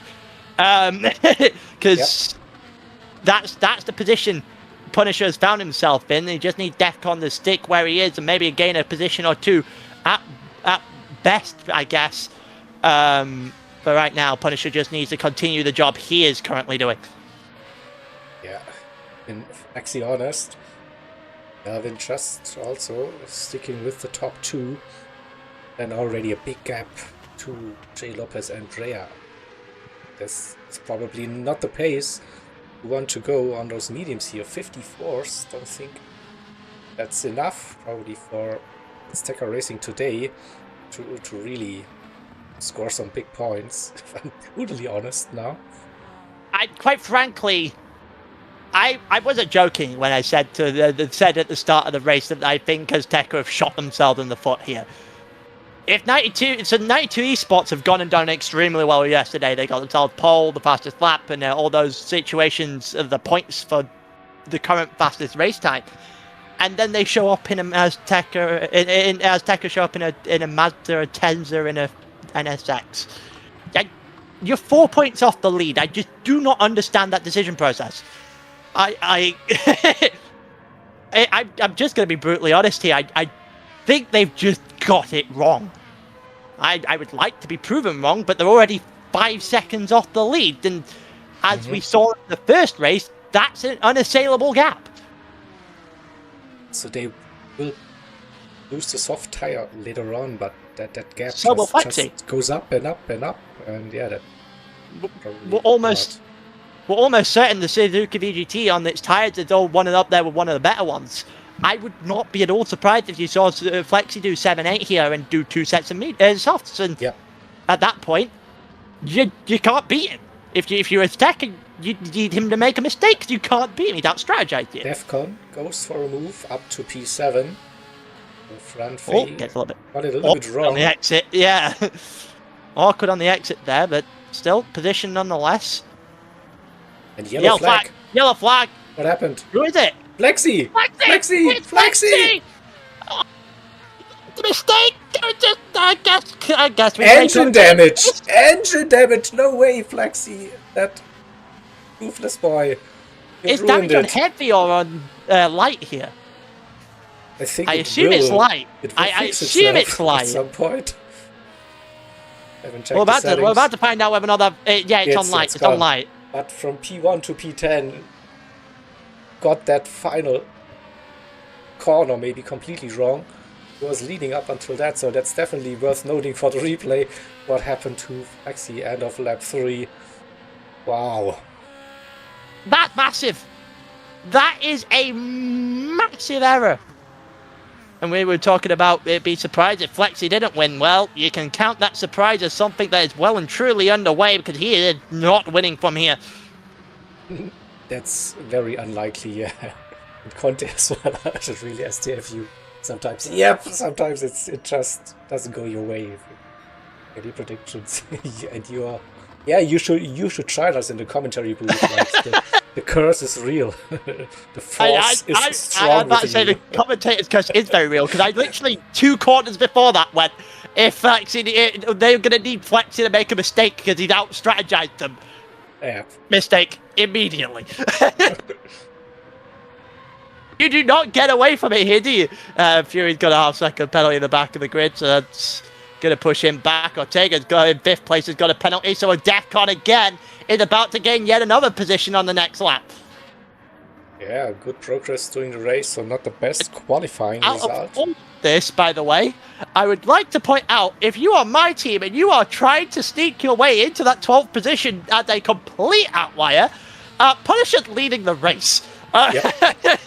By virtue of that Flexi mistake, Punisher is one-on-one with Melvin to win this race now. They are 5.5 seconds up the road from Lopez. There is no challenge whatsoever from Ateca. Not really, and what about Flexi now being stuck in traffic, so he wouldn't gain any positions so far. He's about to. He'll be stuck in traffic now unless he tries to go for this move, but he'll then get the position on Ortega with the penalty line on the exit of the chicane itself. So I don't think he's in any rush. Never mind, maybe he is. As we go to the inside, it looks like he's going to get defended just a little bit here by Ortega. As we go to the inside with Defcon, gets alongside, a little bit of contact on the way through. Defcon backs out. That probably was the wisest decision anyway, because Ortega's had the penalty. And this is going to be the easy move made from Defcon with the slipstream down into the final hairpin on the lap. And this is, I don't see a need for him to make the move there into the chicane. There is not really. Maybe just try and force a mistake rather than an actual move itself. He gets a little bit wide there, does Defcon. Almost invited Fran Fay to make some sort of lunge. But he will survive. We have a battle for P5. P5 to P10. Like that one big group. Flexi's back. Flexi is back in this battle. The problem is, overtaking 4 cards is going to be a very time-consuming activity. It is. He's on the soft tires, so quite some wear on it, and finds himself amongst those medium tire runners. Now, this is interesting. Oh, Punisher got worse. Nearly lost it again. Wow, a twitchy car. It is probably on the exit. Oh yeah, it's on. It is a car that is permanently on edge, which is why I was saying at the start, you have to know how to drive the Suzuki, otherwise you are in trouble, because it is a very wild car.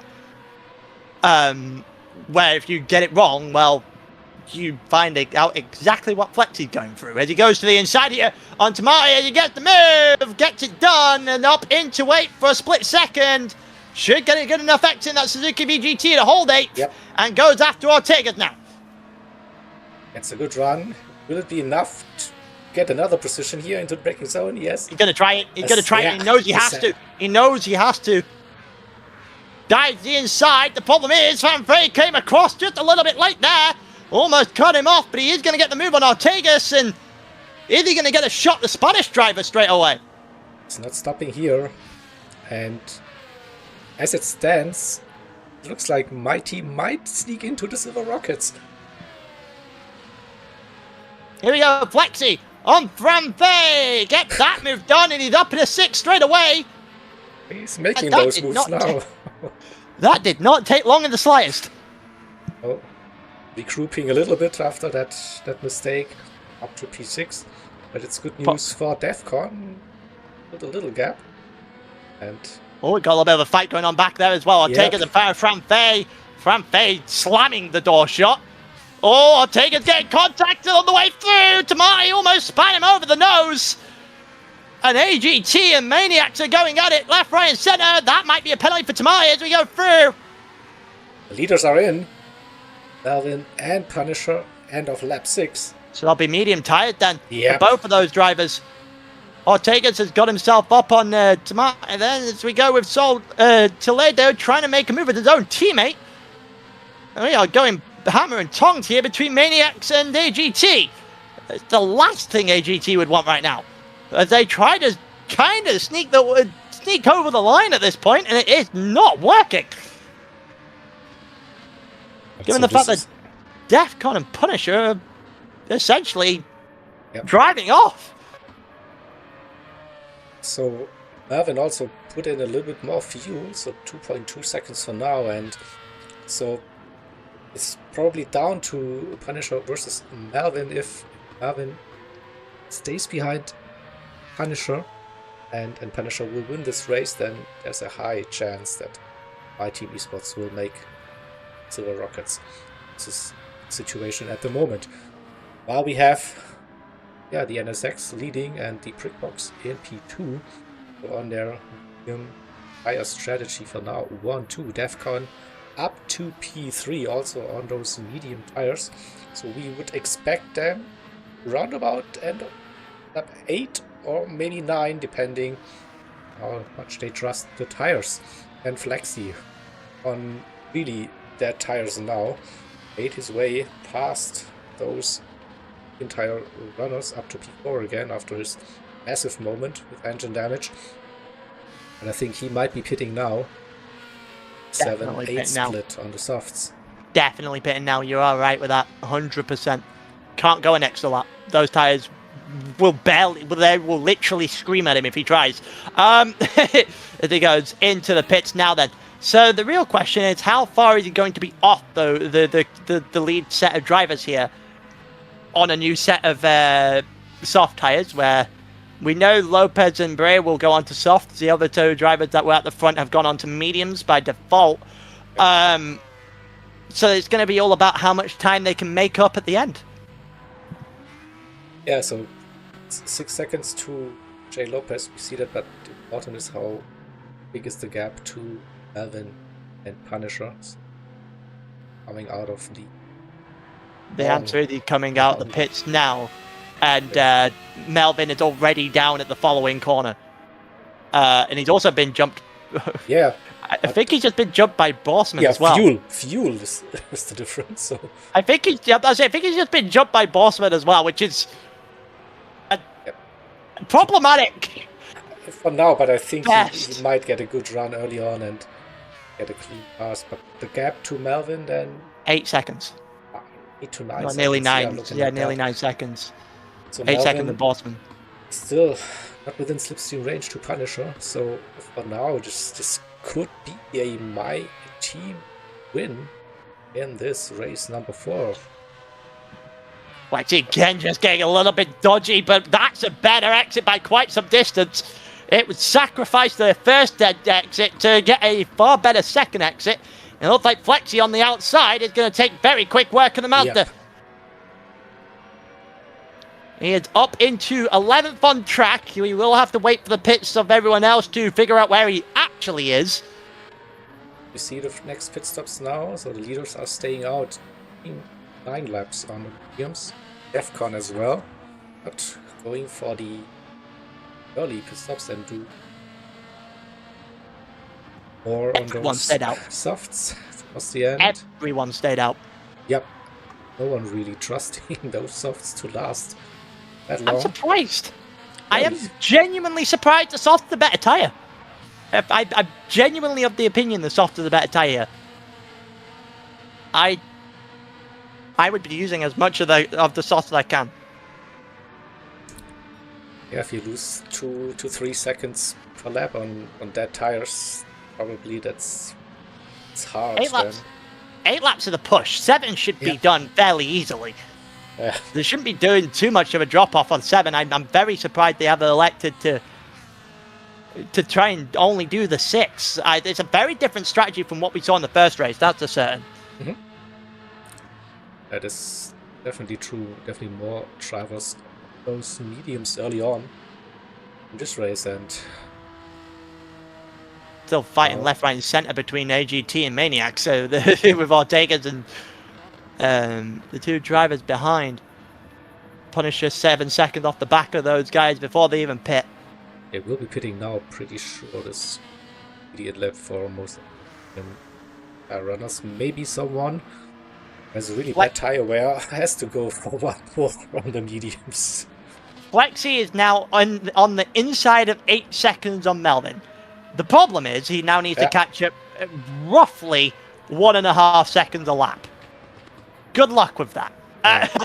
And 8 laps on those softs, they also have to survive. So J Lopez in there as well. Everyone should be coming in now. Yeah, surely not. Oh, front page got again. Front page got again. He stayed out. Interesting. Why? He's in the RS Vision. That should be decent on the tires. He should have pit 2 laps ago. But yeah, so... Oh, Punisher's now going to reassume the lead, or well, net race lead of the race, I guess, because Fanfare is still out and hasn't pit. Yeah. I can only assume this is some version of a long con from Fanfare here. Yeah, I don't know. That gap between Punisher and Melvin just jumped up and down. Now it was like 1.5, now it's 2.7 suddenly. Melvin is only 4 seconds clear of Lopez. Melvin made a mistake somewhere. Yeah, he's definitely losing. Melvin's... Yeah, he's 3 seconds to gap now. I'm not sure what has happened to Melvin, but he's made a mistake somewhere down the line on this lap, and it's not gone too well. Flexi right behind Treya with the run, really. Well, this should be one of the easier overtakes he should be able to get. No, not yet. You say not yet. That's say he likes sacrificing the first half of the chicane to do exactly this. Exactly this. The exit of the second half of the chicane, and he will blow that Mazda out the water. Didn't even have to try. Nope. It looked so easy. It's just all the exit. Oh, a little bit of contact on the way through with Breyer, and Flexi they're going through. Breyer's going to fight this back. It's not over yet. And they're going to go side by side still. And Flexi finally has a little bit of a gap, but a little bit of a dive from, I think that's Breyer, dive from Breyer in the Intensa. He's still trying to go after Flexi at the inside line again. And Flexi should still have enough of a run to hold on. The Intensa somehow holding it together, going inside, outside, and trying every single form of passing he can find with another lunge and another try. Flexi on the outside. And they both slided Flexi into the wall. Oh, he somehow survived. Flexi has somehow survived the squeeze. Came out of nowhere. But look at Defcon. He joined that party now. All this fighting. Defcon in a really good position to even make it a better result for the My Team esports crew today. Lexi has to go defensive. Here comes the Mazda again, looking for the inside. Backs out of that one. I don't know how the hell Bray is keeping up. I genuinely don't know. I thought Sheer Flexi will. would have driven off by now. Yeah. There you go. Bray's gonna try and line this up, I think. The real question is whether or not he's going to do this or is he going to try and do what Flexi usually does. Bray looking to the inside. Doesn't go for it now. Going to try and sacrifice for the better exit. Doesn't go anywhere near shallow enough. And I think Flexi will finally get his better exit and call it quits on this battle. I mean, it's in chat here. Freya is it's great to see this racing back and forth, but just losing everyone time and time. Well, yeah, they're now 3.5 seconds off the back of the NSX in front of them. Yeah. 8 seconds off the back of Punisher. That is not a gap Flexi going to cut in 4 laps. Or 4th laps and some change. This still looks so weird and funny, like this small Suzuki VGT and then this big Followed by boy the brick. Atenza, like.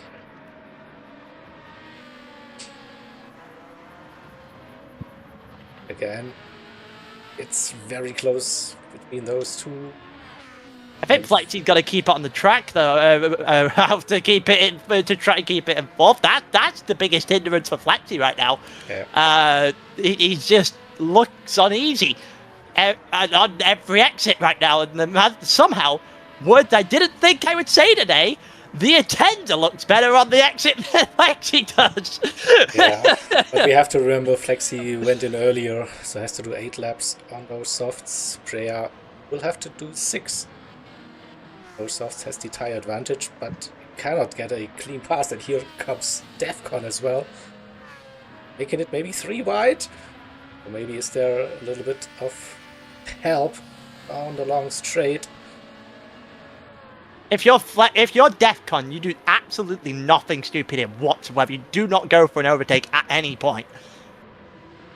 Unless it is a very obvious opportunity where like it has to put it on a plate, basically. Yeah. You just sit here and you enjoy the slipstream of Breyer and Flexi because you're not here very often. And if you survive for long enough here, Punisher's comfortably in the lead of this race. You do enough to survive. You'll somehow sneak in through the back door. Yeah, so the gap between Punisher and Melvin should just back to this. Less than 2 seconds. Melvin with a couple of good laps. That gap down. Lopez Also, doing it as well. Jay Lopez, yeah, he gets close to the slipstream range now. Lexi fighting with Freya and Defcon, so they're still going at let's say they're going back at it again. Side by side again here for Breyer, who gets the back of Flexi, a little bit of contact. That may open the door for Defcon, who wisely stays back again. I'm honestly not too surprised at that. The problem is, if he stays back for too long, then Bossman will get dragged into this by some measure. Yeah, Flexi just doing enough to hold them back, but they are just bleeding time. That's true, yeah. Overall race time definitely won't help with this, but it's great to spectate, to see this happening. And oh yeah, we are getting live points. So if it stands like this, my team 2 points ahead of Deluxe. So that's why you said, like, Defcon, don't do any stupid things now. Keep that position. Don't get involved. You just have to. With those shenanigans. The only time this comes any sort of prevalence to make the position here is if Flexi manages to finally, by some measure, get away from this Atenza, which is not happening. Because every time he tries, that Atenza just drags him right back. So Defcon just needs to sit with that Atenza for as long as he can. The tire wear's kicking in now for the Atenza. Not as much as it'll kick in for Flexi, I'll tell you that much. Yeah, but he's 2 laps older. Soft tires and still doing a job. Running with those.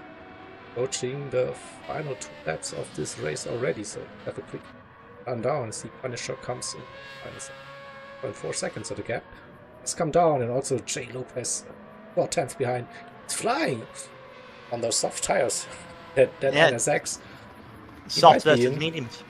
they're contender for the overall race win. It's a good run. He's still holding on to that P4 prayer. Just about. It's under him almost at the perfect time. He really loved going all the way up to the wall in the final corner. I don't see what you gain from it, to be completely honest with you, especially given the fact that we've already seen him in the wall doing the exact same thing at least twice. Oh, here we go. Lopez might go for a move, so he's lining it up. Oh, sends it late! Contact on the apex. Gets up to P2 for now. Not sure if Melvin did see that comment. Looks like a bit of a surprise move. Yeah, definitely late, that's a certain. Left as late as he possibly could get it. Yeah. But Punisher again out of slipstream range. 1.7 seconds. Preyer's got Flexi, by the way. I would like to point out this Mazda has somehow managed to put himself in a position to get Flexi, and then now they're side by side properly. He's got contact on the way through. Defcon might make his move. He might pick a spot now. He's got Bray, he's got the Attender. Oh, most of the Attender. Still got a wheel in. And Flexi has moved alongside to help Defcon out. Defcon round the outside. The Attender breaks so late, and he gets a move to stick, and he holds on the fifth for dear life. Wow. Back and forth. And yeah, I think both Freya and Defcon are in a better position than Flexi, but Flexi somehow manages to stay in that P4 while they approach the final 3 corners on that penultimate lap. We've got battles behind as well. We've got battles behind, by the way. Everywhere, yeah. Borsman versus Tomate, and also I think that's Toledo in behind as well, who's trying to go with his Portuguese teammate. Well, I think that's Franfe. It is Franfe in 10th.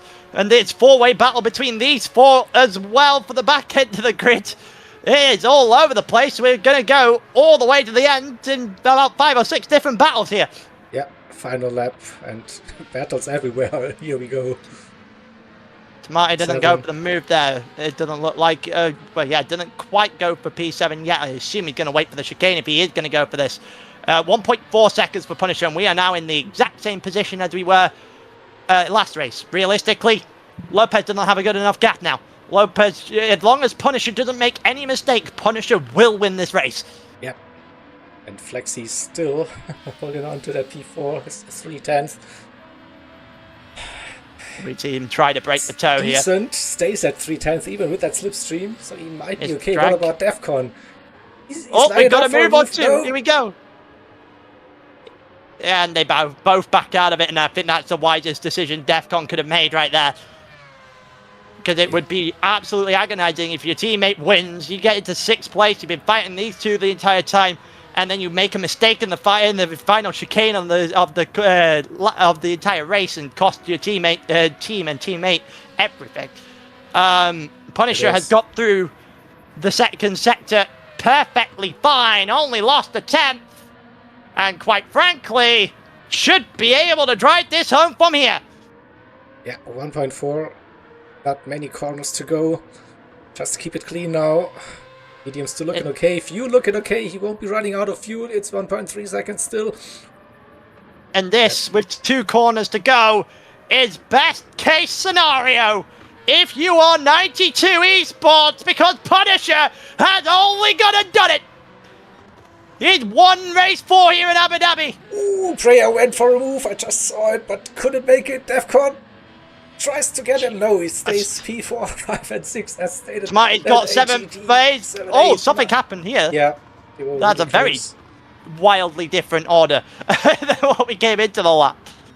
Indeed, but everyone crossed the line now. And yeah, sorry we couldn't cover all of the racing action in this one, but we might have a little bit of time now to go through and see those final 2 laps and the findings.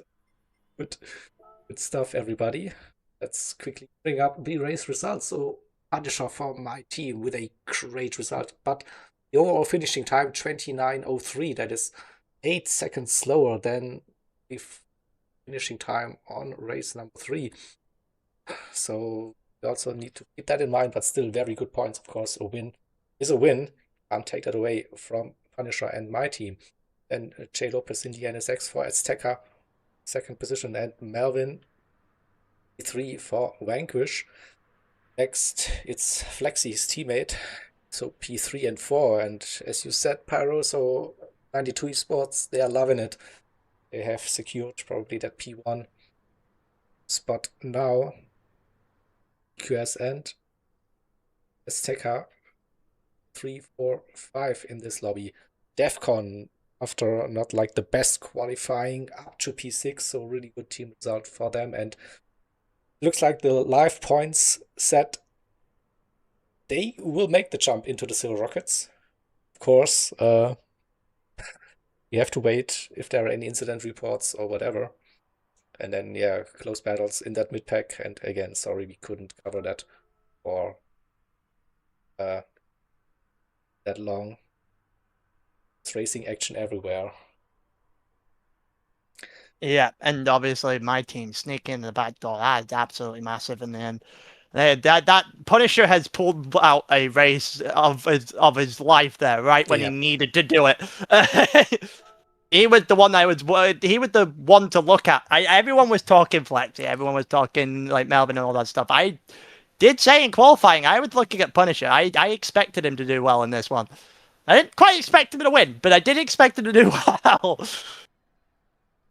Let's see if I can get to the end of lap 3 here. I want to originally see what has happened to Flexi in this race. You have your replay ready, so I can join? Yeah, I do, yes. Share screen should still be up. Yep. Here we go. All right, we'll go on board with Flexi here, whose aptly GT name is just a dash. So we can't miss that one. Nickname has been deleted, by the way, or something like that. So we'll watch the end of this lap 3 here, just to try and figure out what happened to Flexi, because this is interesting. We saw it a couple of times where him and Brea went up against each other. We'll go straight to the final 2 laps because there's not an awful lot, albeit a lot of close racing, not an awful lot to replay, so to speak. You just... Whoop! What? That looked like weird netcode. What? It's also just because it's just an inconspicuous drop of the throttle. What? He just tried to go too much, too soon by the looks of that. Yeah. Did he just get wheel spinning 4th gear? Massive, yeah. The engine is wrecked. Kaput. That's the danger of going out on the painted tarmac, I guess. That's just a drop in the throttle. I didn't quite expect that. I thought there'd be a little bit something a little bit more sinister to why that dropped, but apparently not. Yep. So toward the end here, see if we can pick up what we didn't see on the stream. Anyway, last lap here with the back end of the grid is what I want to go to straight away, because obviously Bossman was the lead car going in. Bossman was not the lead car coming out. We'll go with here. So this is what we saw between Bossman and Tomato in the on the stream itself. And then we see the Bossman leading from both the AGT drivers, and then obviously Fran Fei in the background as well. So the real question is, how does this change? Because this changes fairly significantly. Fran Fei gets himself up in 8th in the end, and Tomato gets himself up into 7th. Not entirely sure. So we're just going to let the lap play out as a whole, realistically, from the point of view of the Spanish drivers in the back of the field, to see if there was anything that actually happened. What can go wrong? 4 cars running that close. A lot, yeah, that's it. A lot can. Oh, that's never a good sign. Oh, we get 3 wide. That might be a little bit of contact. We'll get another look at this. Actually, we'll take a look again from Fran Fei's point of view. Yeah, it's just a little bit of contact on Toledo's car, and Bossman's the unfortunate soul on the outside that's kind of been wrong place, wrong time there. probably the best way of putting that. We know the Bossman drops another position to Toledo. I assume this is going to be here with the dive on the inside. Oh, almost looked like a little bit more contact there. It just bounces back off the back of the Mazda. And that will probably do it then for those positions. Unless Bossman's got to move at the end It's here. also quite low on fuel. Just looking at that. Maybe he couldn't push all the way. He tried it. But he's just a little bit too wide. Just went too wide there. Oh, and then the slide on the exit will do it. That'll be the nail in the coffin for 10th place then. And they went after Matt as well for AGT. It's just too much fighting in the mid pack here for AGT with Maniacs. That's what's probably cost them. They saw that Anexion had a bad race. This should have been do whatever you can to not lose time. This should be easy getting over the getting it done. That should be a penalty. Yeah, that slide will do it. That'll be the last couple of laps then between those guys. We saw most of what happened in the battle. Yeah, we jumped back and forth like here on the previous lap where it was much closer. Yeah. Still, We saw most of Freya this on tried stream. to get really close here in the braking zone. But then again, Flexi with that good exit coming out of the chicane and gets a little bit of separation. It's two very different lines. It's a very interesting situation there because you obviously see Flexi essentially completely disregarding the first part of the chicane to take that wide entrance to go swing it in for the exit of that second part of the chicane, where the Azteca driver just mounts the curbs. Just acts like they don't exist, and I guess he probably can get away with that a lot more, given the fact that he is driving a brick. Yeah, not an awful lot going on at the end of that. I felt like there was a bit of a mistake, or he had to go defensive against Defcon. Yeah, very defensive, very defensive. Yeah. Defcon just went too wide, if anything, on the exit. That is absolutely screaming off that Suzuki VGT. Yeah, fair enough. So we have word that the race times have been updated. So let's see if I can put them up. See the combined times from all 4 races. Here we go. 92 esports with best finishing time. Dreamy Sports. Kraken Stains. Look at that, Kraken Stains. Today with their victory. Peace. Strong Power. Visceral. 4th. And Team Monza Racing. A really good result for them. They struggled a little bit for those last couple of races. 5. Yeah. Olds Esports.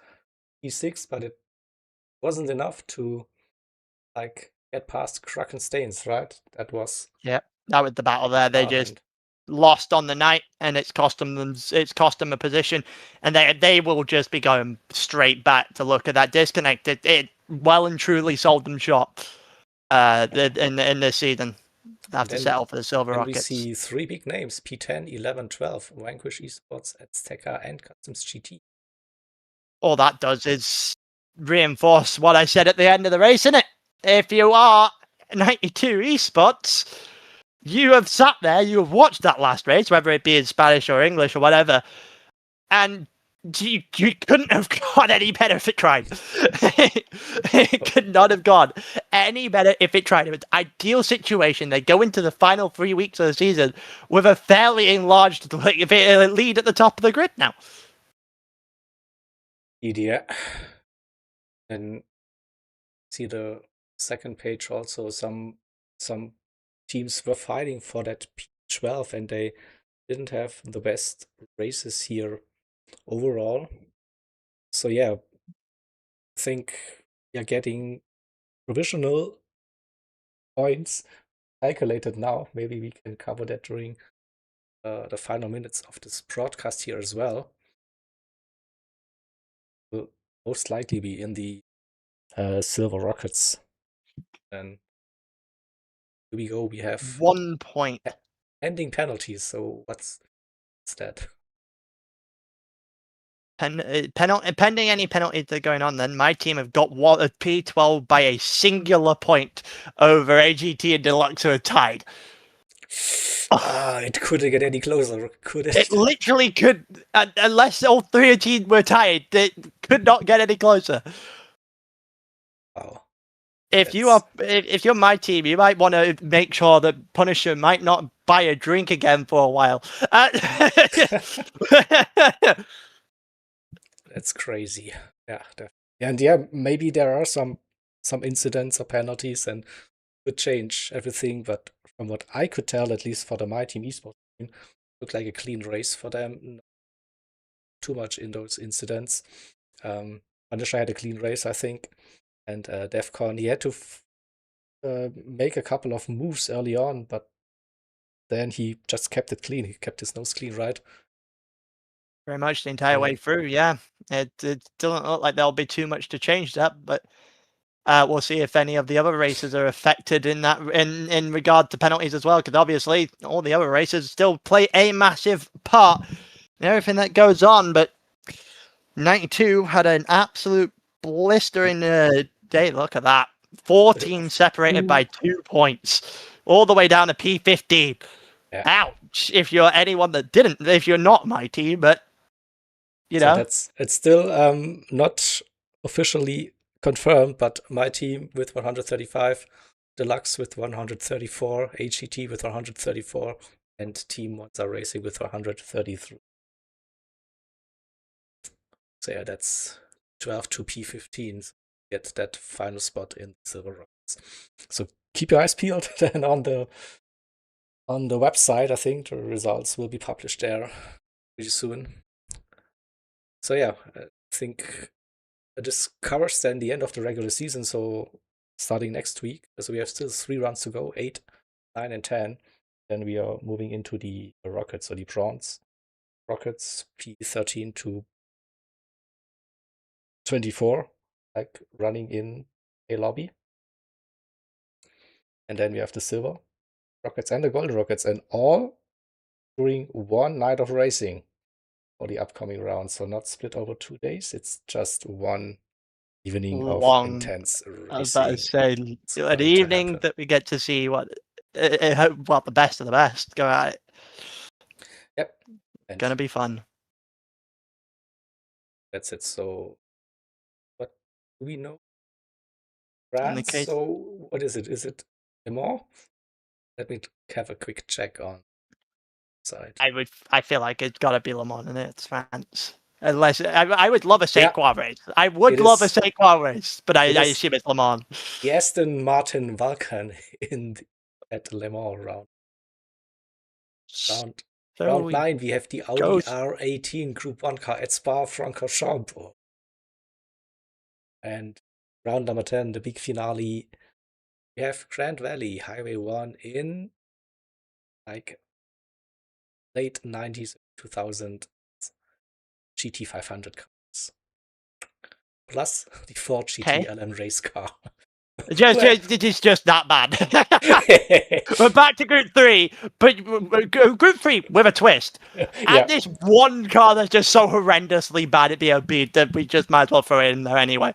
Yeah, but yeah, still exciting races, and the format, yeah, it's picking up now for those new divisions now that have been formed. So we'll, hope to see you again and for those next couple of races. So it will be interesting. Pretty sure both of us will be joining somewhat during those races.